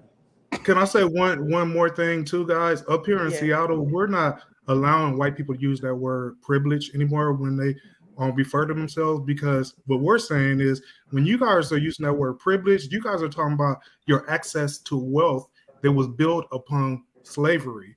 You know, so when you're calling yourself privileged, what are you saying? That none of us aren't privileged? So pretty soon, I think that concept is going to spread down there, you know, and up here, they're saying my access to wealth instead of privilege. Because like I tell them when they say that, I feel 100% privileged. You And are, but Michelle, I think privilege applies to. Sorry, guys. I think Access privilege to applies wealth, to all aspects of life. is there People use access to wealth? there's Is pretty there access privilege. to wealth that was One built at a time, upon y'all. One at the a time. One at a time. back of slavery? That's what it is. But they coined that word privilege, and then they start putting it out there, and then we picked upon it. They're not privileged. They just have access to wealth. Yeah, but you realize that the word privilege is used not just in a racial context, right? It's also used when people who basically, have you heard of pretty privilege? Pretty privilege is a thing where basically people who are basically seen as beautiful or gorgeous, you know, in terms of features, right, are actually given more opportunities in certain places simply because of how they look, and not necessarily, you know, the skin tone doesn't apply in this place in terms of privilege. There's privilege in different aspects of life, not just on a racial standpoint. So But for we're not me, talking about people's features I know as we're not far talking as about that, but prettiness. you're talking We're about the talking fact about that the race. word privilege, people shouldn't stop using the word privilege, but there's things such as pretty privilege. So which means it kind of makes it a moot point, in my opinion. Well, I don't think that white people should just think that they're the only one that's privileged. And when, like I said, when they're talking about it, they're talking about the wealth that was built When you upon keep our talking about what slavery. white people talk about, ain't no right now there are no white people here, so no white people are talking about their privilege. We're talking But about you guys got it word. from hearing white people calling themselves privileged. Black people didn't just start saying, "Oh, they're privileged, they're White privileged." people You ain't calling guys, nobody They like never, they don't, no, that, see, Ron, where are you from? You're from Seattle, like Washington State? You were born yeah, there and raised there? I was born in LA, raised in Seattle, but however, my grandma, the mixed so one we I told got you it. about, We got the she's word from privilege Alabama. from white people saying that they're privileged. That was So I think, I think We that didn't come up you, with that term, and we didn't come up using it in the texture that we're using it in. We heard them calling themselves privileged, and so we adapted it. Just like the N word, we didn't make up calling each other in with the hard A. We heard them calling us that, and then we adapted that and modified it and started calling I ourselves. never heard nobody calling me that. I just read the book that it said that they was Well, called that's that not back a in the term day. that Africans came Nobody up ever calling called each me other that. that. So basically, what you're Africans, saying is everything that we've learned, all the perceptions that we have, everything that's going on right now, we learned it all from white people. I think a lot of our perceptions and the way we treat each other is based off of slavery, rooted from slavery. Ron, you are from a Were totally you ever a different, slave? I mean, I know there are a lot of things that were rooted from slavery, but from your education to this date forward, like, are you saying that all of Mhm. that was rooted in slavery as well? Like the way you The, perceive things and all of that. the way I look at how other Black people treat each other, just even this conversation of colorism, that was rooted, that we're talking about now, that came from the house niggas and the field niggas.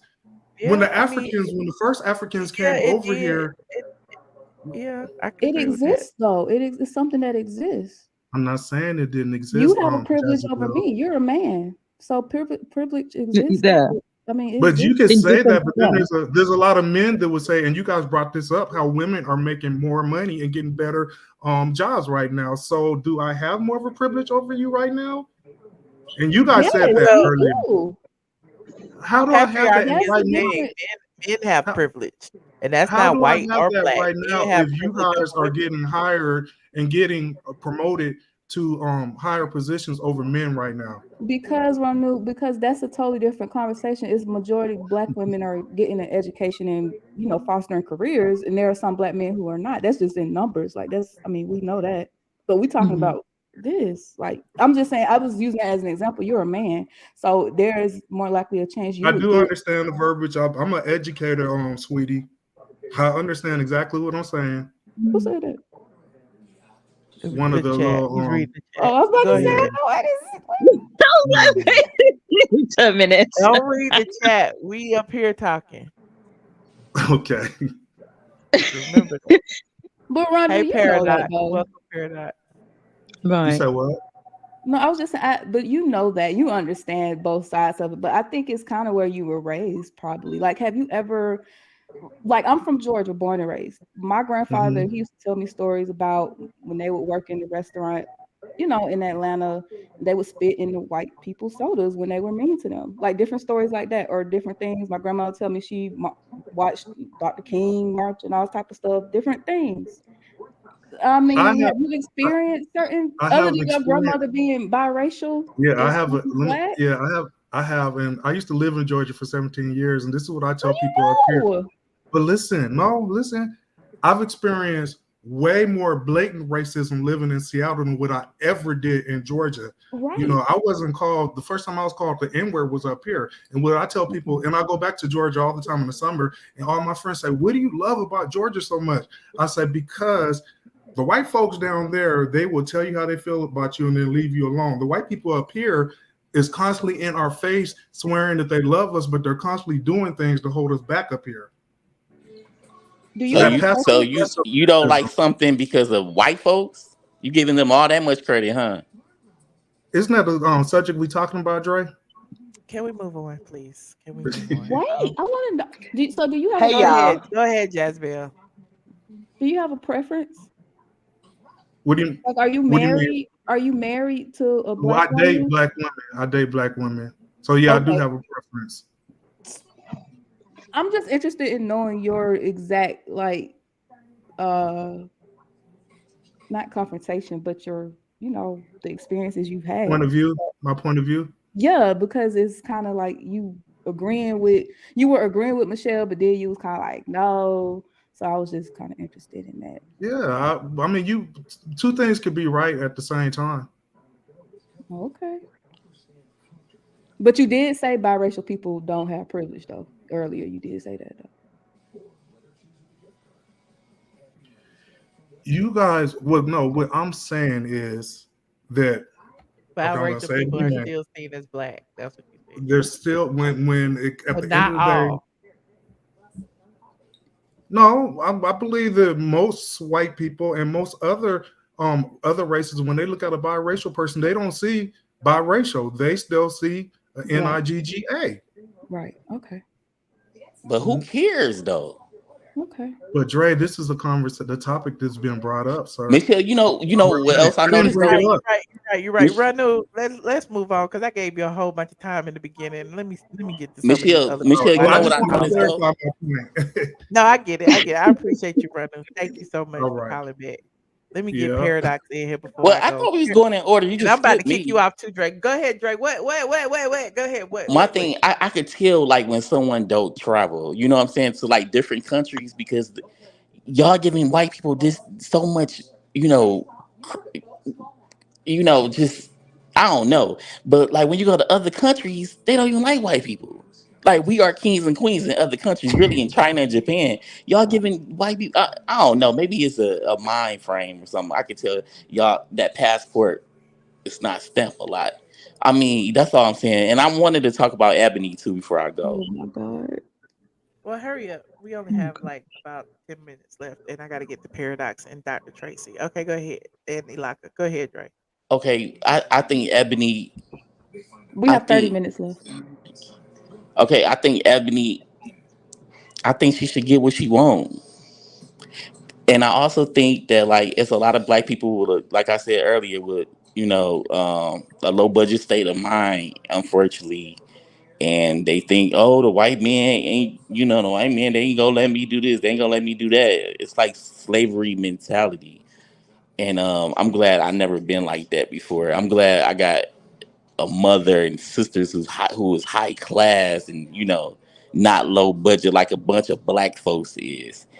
And I also wanted to talk about Usher too, Michelle. Like the evidence that the stuff, the receipts that you had on Usher was like Jezebel was like 13 years ago. Usher got married, had more kids, caught herpes, and everything else. So I don't know if they decent or not. I sometimes have to tell you the history in order for some of y'all to understand where the issue comes from as far as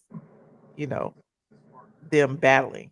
because they bump heads in the past. So a lot of the stuff that Usher and Chris Brown even goes through now have to do with the things that have happened in the past. That's all.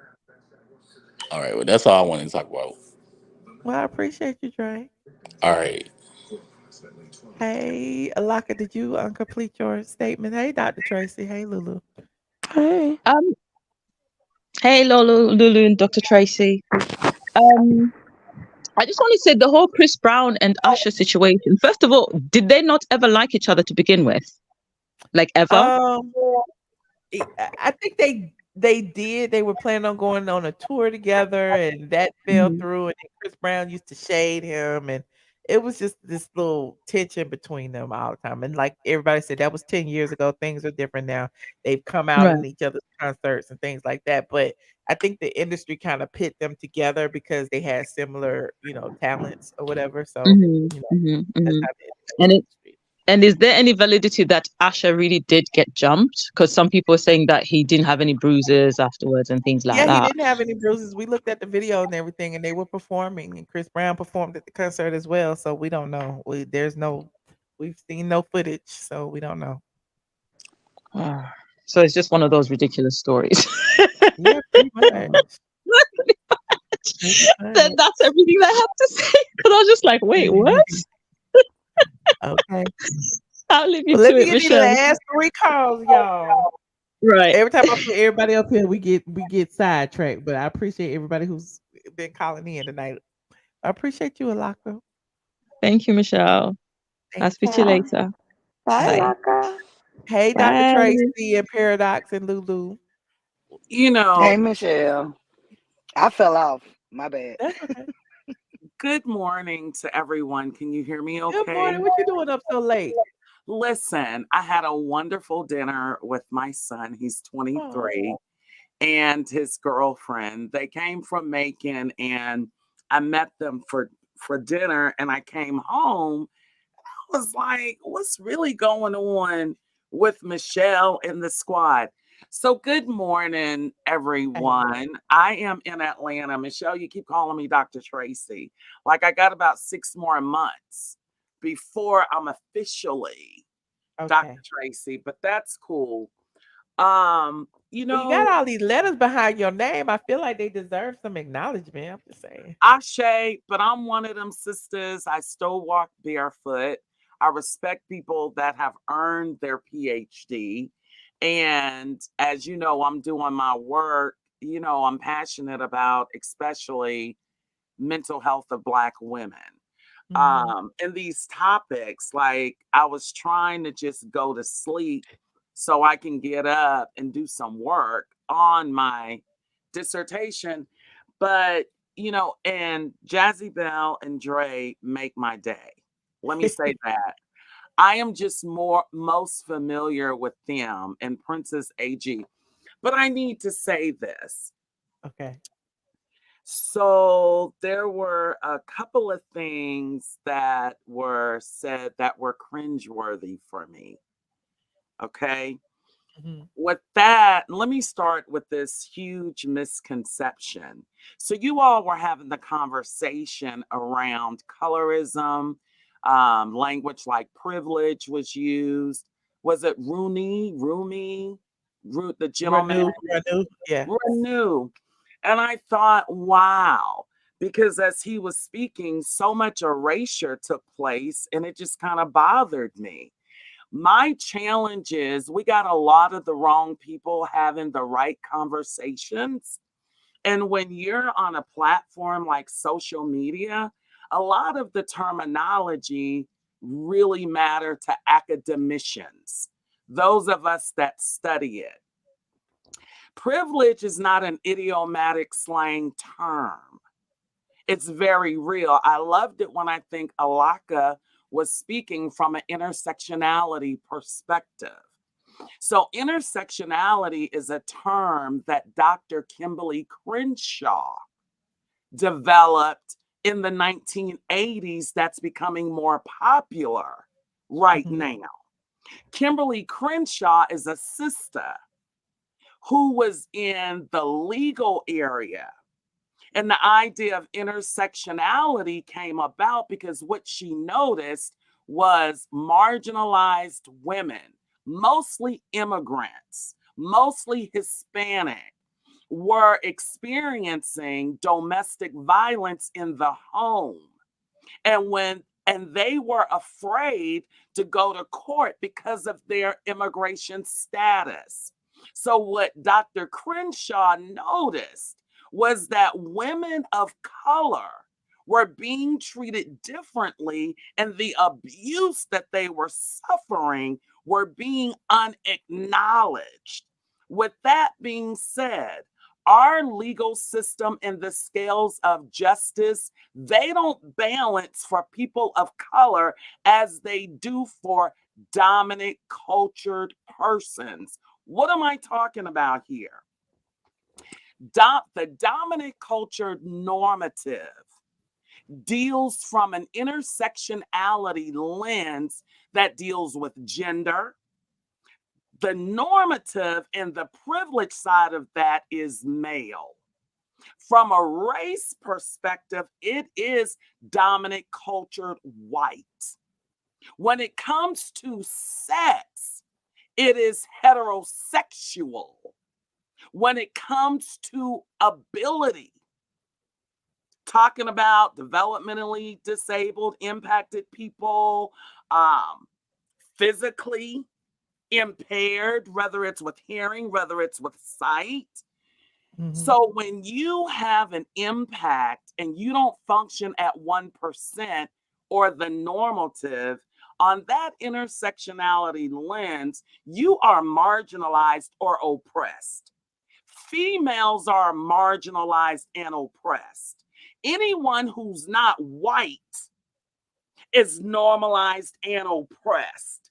When it comes to socioeconomics, people of poverty are marginalized and oppressed. When it comes to the aesthetics, ugly people, quote unquote, because we don't use the word ugly, but there is a benefit to being attractive.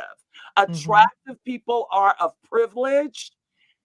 Unattractive people are of oppression and marginalized.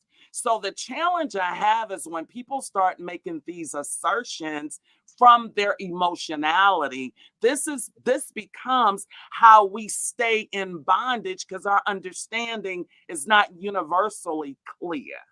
So I needed to make that assertion. You can look up Dr. Kimberly Crenshaw and you can look at her work to get a wider scope. But what happens is we focus in on race. Okay? Race is not the only marginalized, oppressed intersection. So, for instance, we all have some form of privilege. Michelle, you loaded. Socioeconomically, you are privileged. Who said that? Sis, you working. You ain't missing a meal. We all working. But what I'm saying is, there is a such thing as the working poor that I continue to try to explain to my Black and Guatemalan child. And your ethnicity and race follows your father, not your phenotype of what your color look like.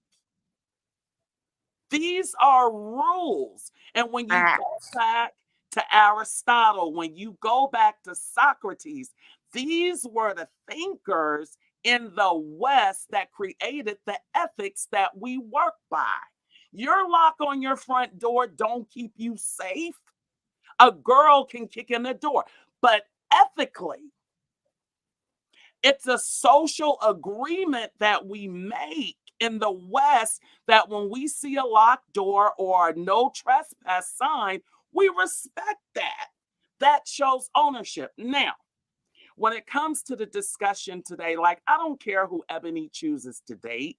My challenge is not only with her response, my challenge is with iamATLien asking a question that was a sound bite.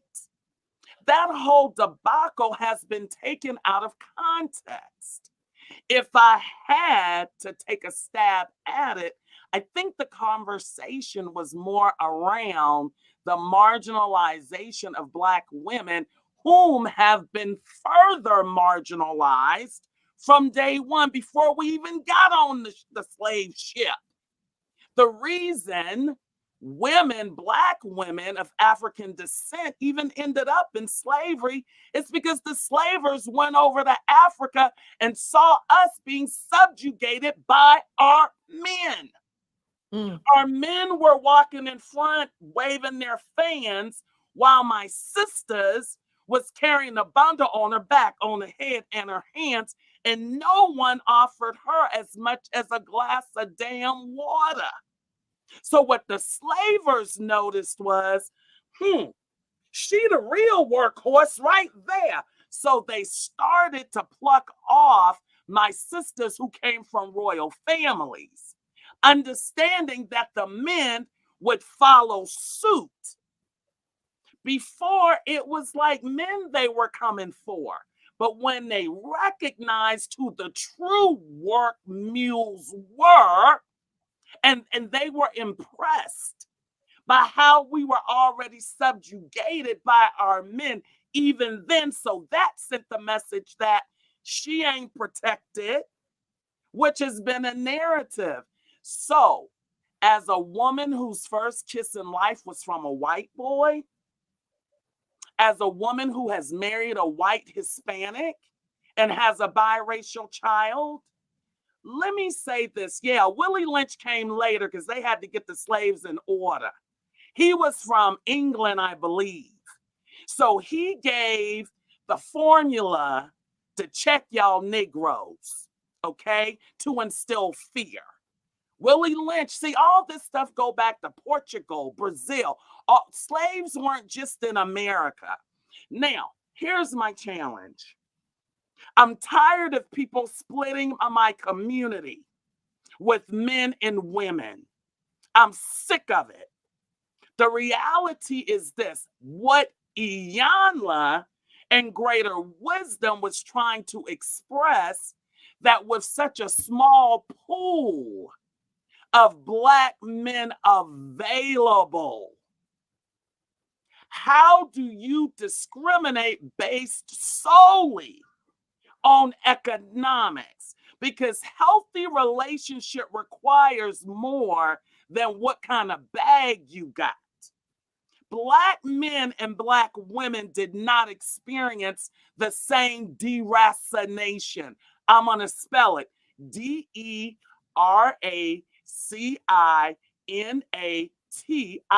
because you shouldn't use language you can't spell and that you haven't looked up to understand the etymology of the word. We playing too much in these social media streets, and folks are straight killing themselves trying to live and uphold an image that's non-existent for all of us.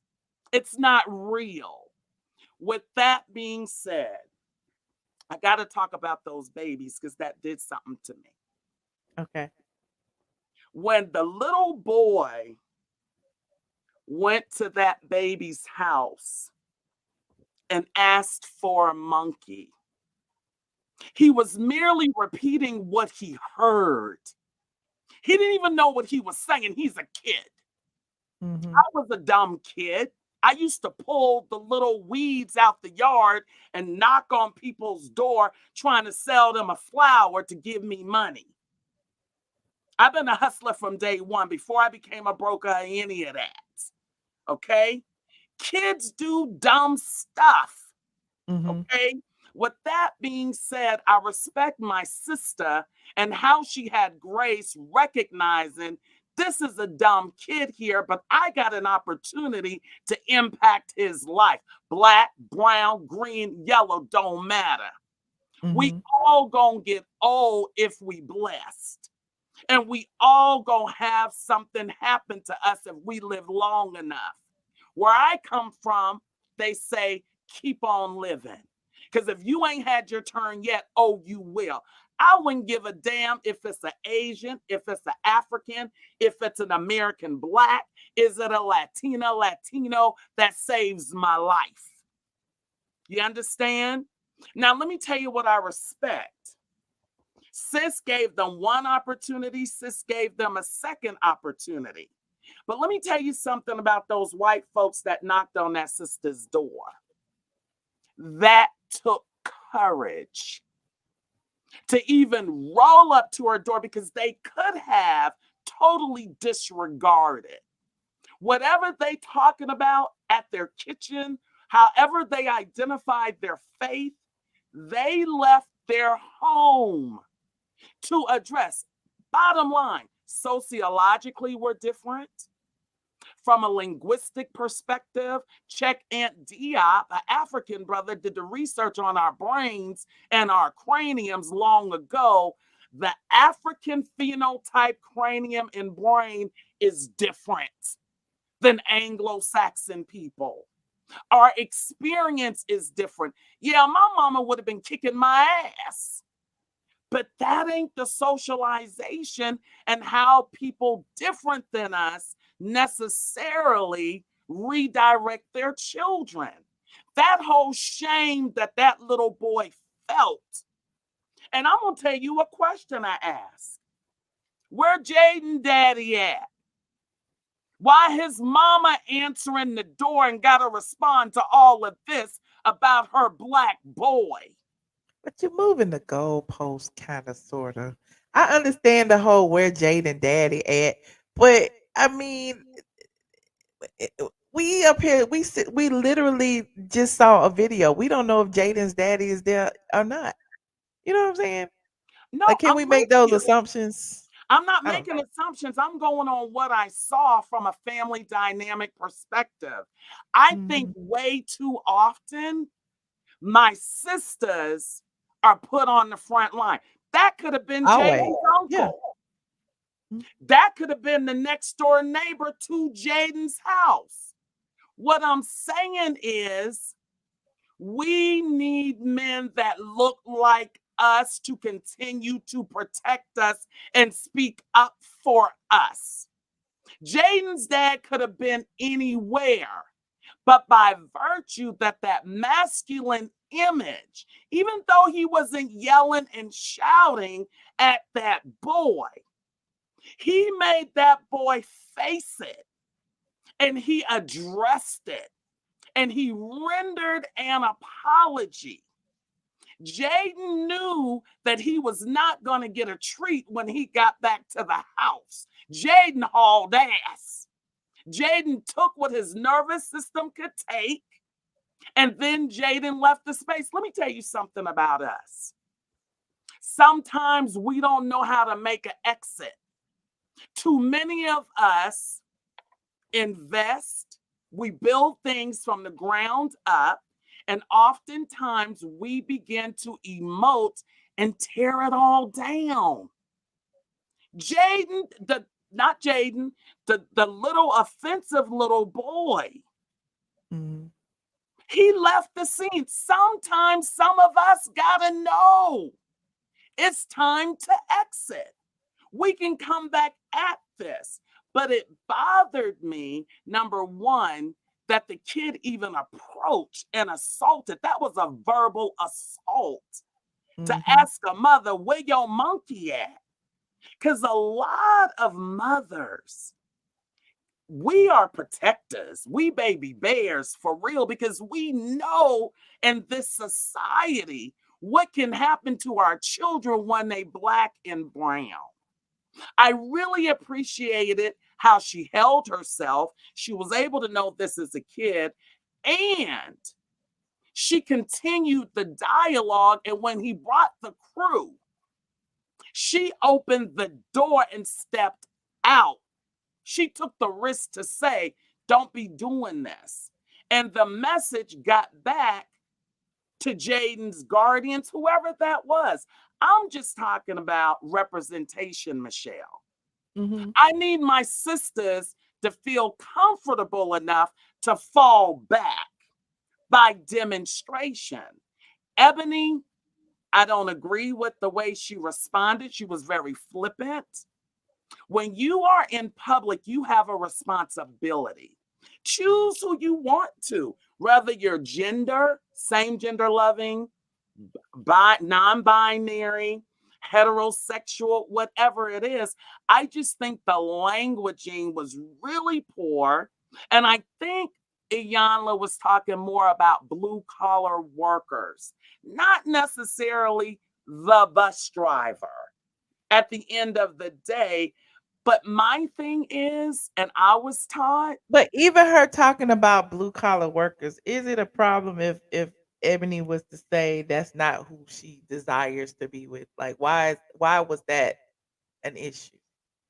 her tone, her languaging, even when she went on her apology tour, when she felt the need to double down, because quiet as it's kept. So should she, but should she just decide to speak in a meek and mild tone? Just be like, I'm just trying to figure out. Like those are Absolutely those not. to me, those are those trigger words that are often used about black women too. Like we should be a little bit more submissive. We should be softer. We should speak in a softer tone. We should like I mean, she stood by what she said. Let me be And a I little don't see clear. anything was wrong with that. I'm not saying that she was yelling or screaming, but I think she left a lot of bodies on the ground. Like, if you know what it is that you like, hey, Tracy, would you date a bus driver? I have the responsibility for what I say, not what Iyanla says, and having wisdom because Ebony is well educated. She's very clear. It's okay to say, you know, I just don't see how me and a bus driver would groove. Now, if you're asking me, do I quantify my men based on economics or whatever it is? And that's a whole other conversation. When I hear people saying millionaires don't date this, that, and the other, but I'm going to tell you, and you can look them up. I'm not a millionaire, but I got to tell you, I've gotten offers from men that were in totally different tax brackets than myself from early on. I guess I'm just a sucker for love. I'm an Aquarius. Now you're I going to have to mean, we hold your all get own. offers from men in different tax brackets, but I mean, but that don't mean we gotta accept the offer. Or on either side of it. That's my Yeah. whole point. Because at the end of the day, honestly, just being a American Black woman, like I really don't have the confidence in any man, whether he Black, white, Asian, or what have you, to take care of me. Because I'm one of these sisters. I appreciate your contribution, but I like the idea about being able to have a choice.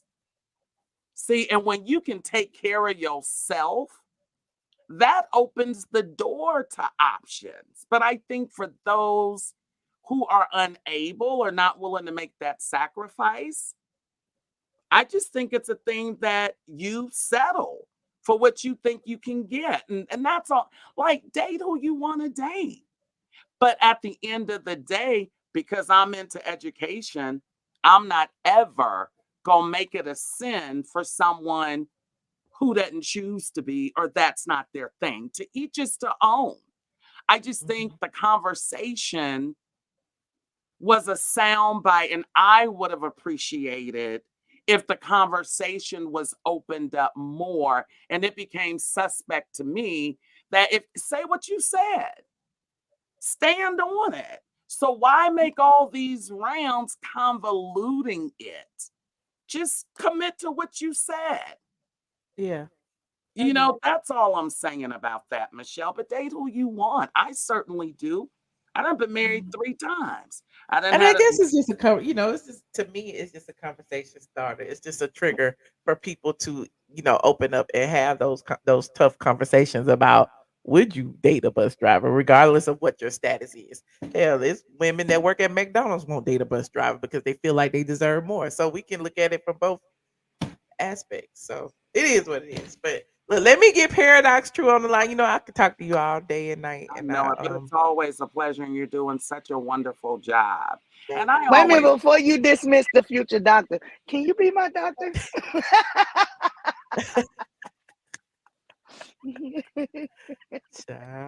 God bless you. I love my people, but I love all people. You know, and my I deal see. is I want to give credit where credit due, because if I see a kid about to come in harm's way, I don't care if they purple or green. They a kid. Every That's why human I said props to that mom for keeping her level head. I mean, I know she was pissed off because of, can you imagine, like, being that protective mom and hearing some boy come to your house asking for a monkey, like I'm sure she Michelle, was enraged. And look, then not the first time, and then the second time, and then having to deal with the parents the third time. Like, I can only imagine how the levels of her, anxiety and I anger, would not have been grew. able to publish my Ring camera. I know I wouldn't. But you would have I acted appreciate out. Paradox, true. You would have I turned don't. it out. I don't know if I would have turned it up, but I probably would have said some things that you shouldn't say to a little kid.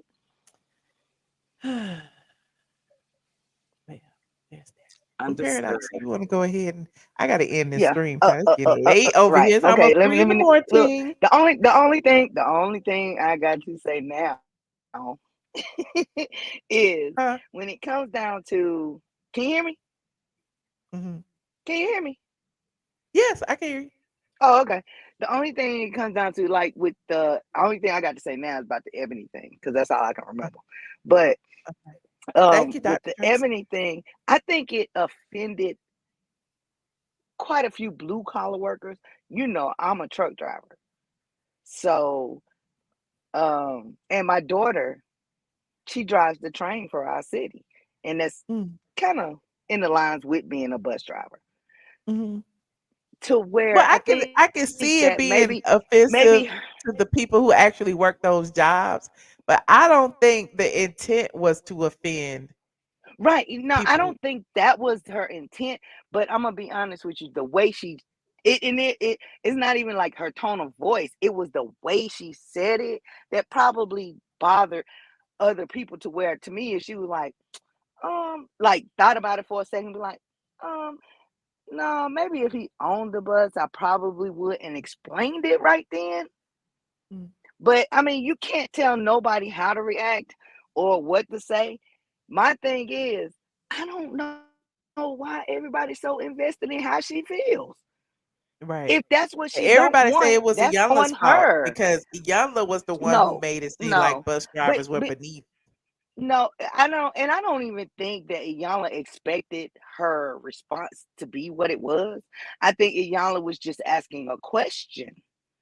And I think that the question that Iyanla was asking, because if you've ever watched any of Iyanla's shows, she just asks certain questions, and whatever she gets out of it, she just goes with it.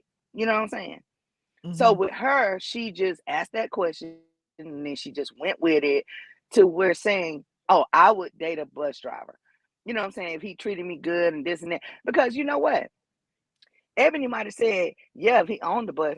But if Ebony met a dude who swept her off her feet, never told her what he did, and then later on, after she fell in love with him, found out he was a bus driver, she'd stay with him. So it doesn't even matter about what she said, to be honest. Because none of us know what we will actually do until we're put in that situation. That's true. We might say, oh, nah, I would never do this. I would never do that. You don't What was the know. show? Daddy's Little Girl with Gabrielle Union and Idris, and Yep. wasn't Idris Yep. like a He was like a mechanic or something. He was something. yeah, she And was yeah, she had a good paying job, whatever. She was an right. executive and he Right. had all these child support issues and stuff, but Mm-hmm. he was fine, honey.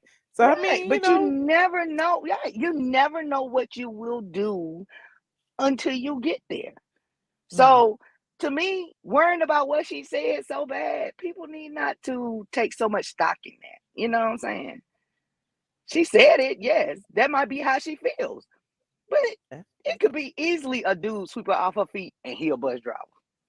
right. You know what I'm saying? So, you know what I'm saying? Because us women, we we say what we want, but sometimes the Well, higher yeah, power none has of us another want plan. struggle love, but sometimes that's what love end No, up no, being. But my thing but is see, it just might not even be struggle love though. It might be where he has enough to where he can wine and dine you or do whatever, pay all his own bills and help you out wherever. It might not even be a struggle love, but he might be a bus driver. You see what I'm saying? It don't gotta be a struggle love, but it is what it is. Anyway, okay. All right. Well, I Talk to appreciate you you, Paradox. later. You be safe out there. All right, I will. Hey, All Michelle, right. you ain't see my Yeah. message, did you? You ain't see my No. message. What? I No. said I'm stuck in Nene. Come and get me. Not stuck in Nene, child. You know I don't go Yes, outside the ma'am. perimeter. Look, I'm stuck down here in Nene at the truck stop right now. Oh no. You gonna Yes, be all right? ma'am. Oh yes, of course. This is what I do. Okay. Yep. Look, I'm gonna go in the store and get me some wines. Yes, child. Okay. Yes, Well, I ma'am. appreciate your Paradox again. All Be right. safe. Talk to you later. Thank you. Yes, yes. Bye. All right. Bye, squad. Look, shout out to all my truck drivers who be listening to me. I appreciate all y'all out there. Okay, I know it's a couple of y'all. Princess AG, Paradox. Remember Kip used to call in. He was the truck driver too. He had the frozen bologna in the freezer. He was showing me, child. But there's Dad. Okay, he said, "Would I date a guy who who rides the bus?" It ain't about me. Why y'all always asking me what I would do? The answer would probably know. I mean, I don't know. Maybe he was riding the bus because his car in the shop. I don't know the answer to that. Okay. I don't know. I don't know. I'm single. Okay. I'm single for a reason, clearly. Okay. Where is Kip? I don't know. He probably somewhere on the road, child. You know, everybody comes, goes, and comes, goes. Who's supposed to be here is here. I appreciate everybody who is still here, who hung around with me. You said Todd and Kandi. Okay. Todd was the producer on the show. He didn't own the show. He worked for Bravo. Okay. And Kandi was the star. So is that like a bus driver situation? No. He said, don't say that name too loudly. Y'all so funny. Biggie, chill out. He must know it's time because he always get up and start acting. Biggie. Okay, you better not do nothing about your acting all crazy. You said pickings are slim. The pickings are slim. It's slim for me and women, child. You know, it's men. They don't want me. They might think I'm too fat or too this or too that. Or maybe I don't wear enough wigs and makeup. I don't know. But at the end of the day, honey, I ain't got no shortage of suitors. It's just who I want to pick today. I'm single because I don't ride the Y'all are hilarious. Okay, but I love you nonetheless. If you just get in here, please like this video and subscribe if you are not subscribed. And also click that notification bell for the next live stream Patreon. I know I owe y'all a lengthy Patreon. I'll probably do it tomorrow. The Real Housewives of Atlanta airs tomorrow. You know, I gotta get a name plug, honey. I've already seen the episode. I'm not gonna spoil it for you, but I will have the recap ready on straightfromtheA.com tomorrow, along with a copy of the episode. So click straightfromtheA.com, put that in your browser, bookmark it, all of the above. Visit straightfromtheA.com daily. Okay, it's a black business created by a black woman. Okay, I appreciate each and every one of y'all for tuning in. Tonight's topics was Usher, was colorism, was colorist Claudia, was Eboni Williams. It was kind of open topics, but not really. And I appreciate everyone who joined me today. It was some very unique opinions and experiences and all of that jazz. It's always great to hear differences of opinion, whether I agree or disagree. We can all enlighten each other with our differences. We ain't gotta fight about it. I'm not gonna make you agree with me because that's not what I'm here for. I'm here to tell you how I feel and then move on from it. So there's that. Yes, rewind and watch the live. Okay, like this video, subscribe, and I will see you guys in the next video. Good night, squad. Shaggy's in, bitch. Shaggy is in. Shaggy. These people don't like Michelle, but that's my that's my Fuck them hoes. Ain't that right, Brad? Hey, what's up, y'all? I am your girl, Kandi, and you watching straight from the A.com. Hey, wait. Now, what you want to say? Here we go. Hey, I'm Dr. Heavenly, and this is Straight from the A. from the A. Y'all know what it is. Still young. Two Atlanta's finest, 8 times finest, Kansas City representative. Come on, man. We finna get back to work. We love y'all straight from the A. Gia.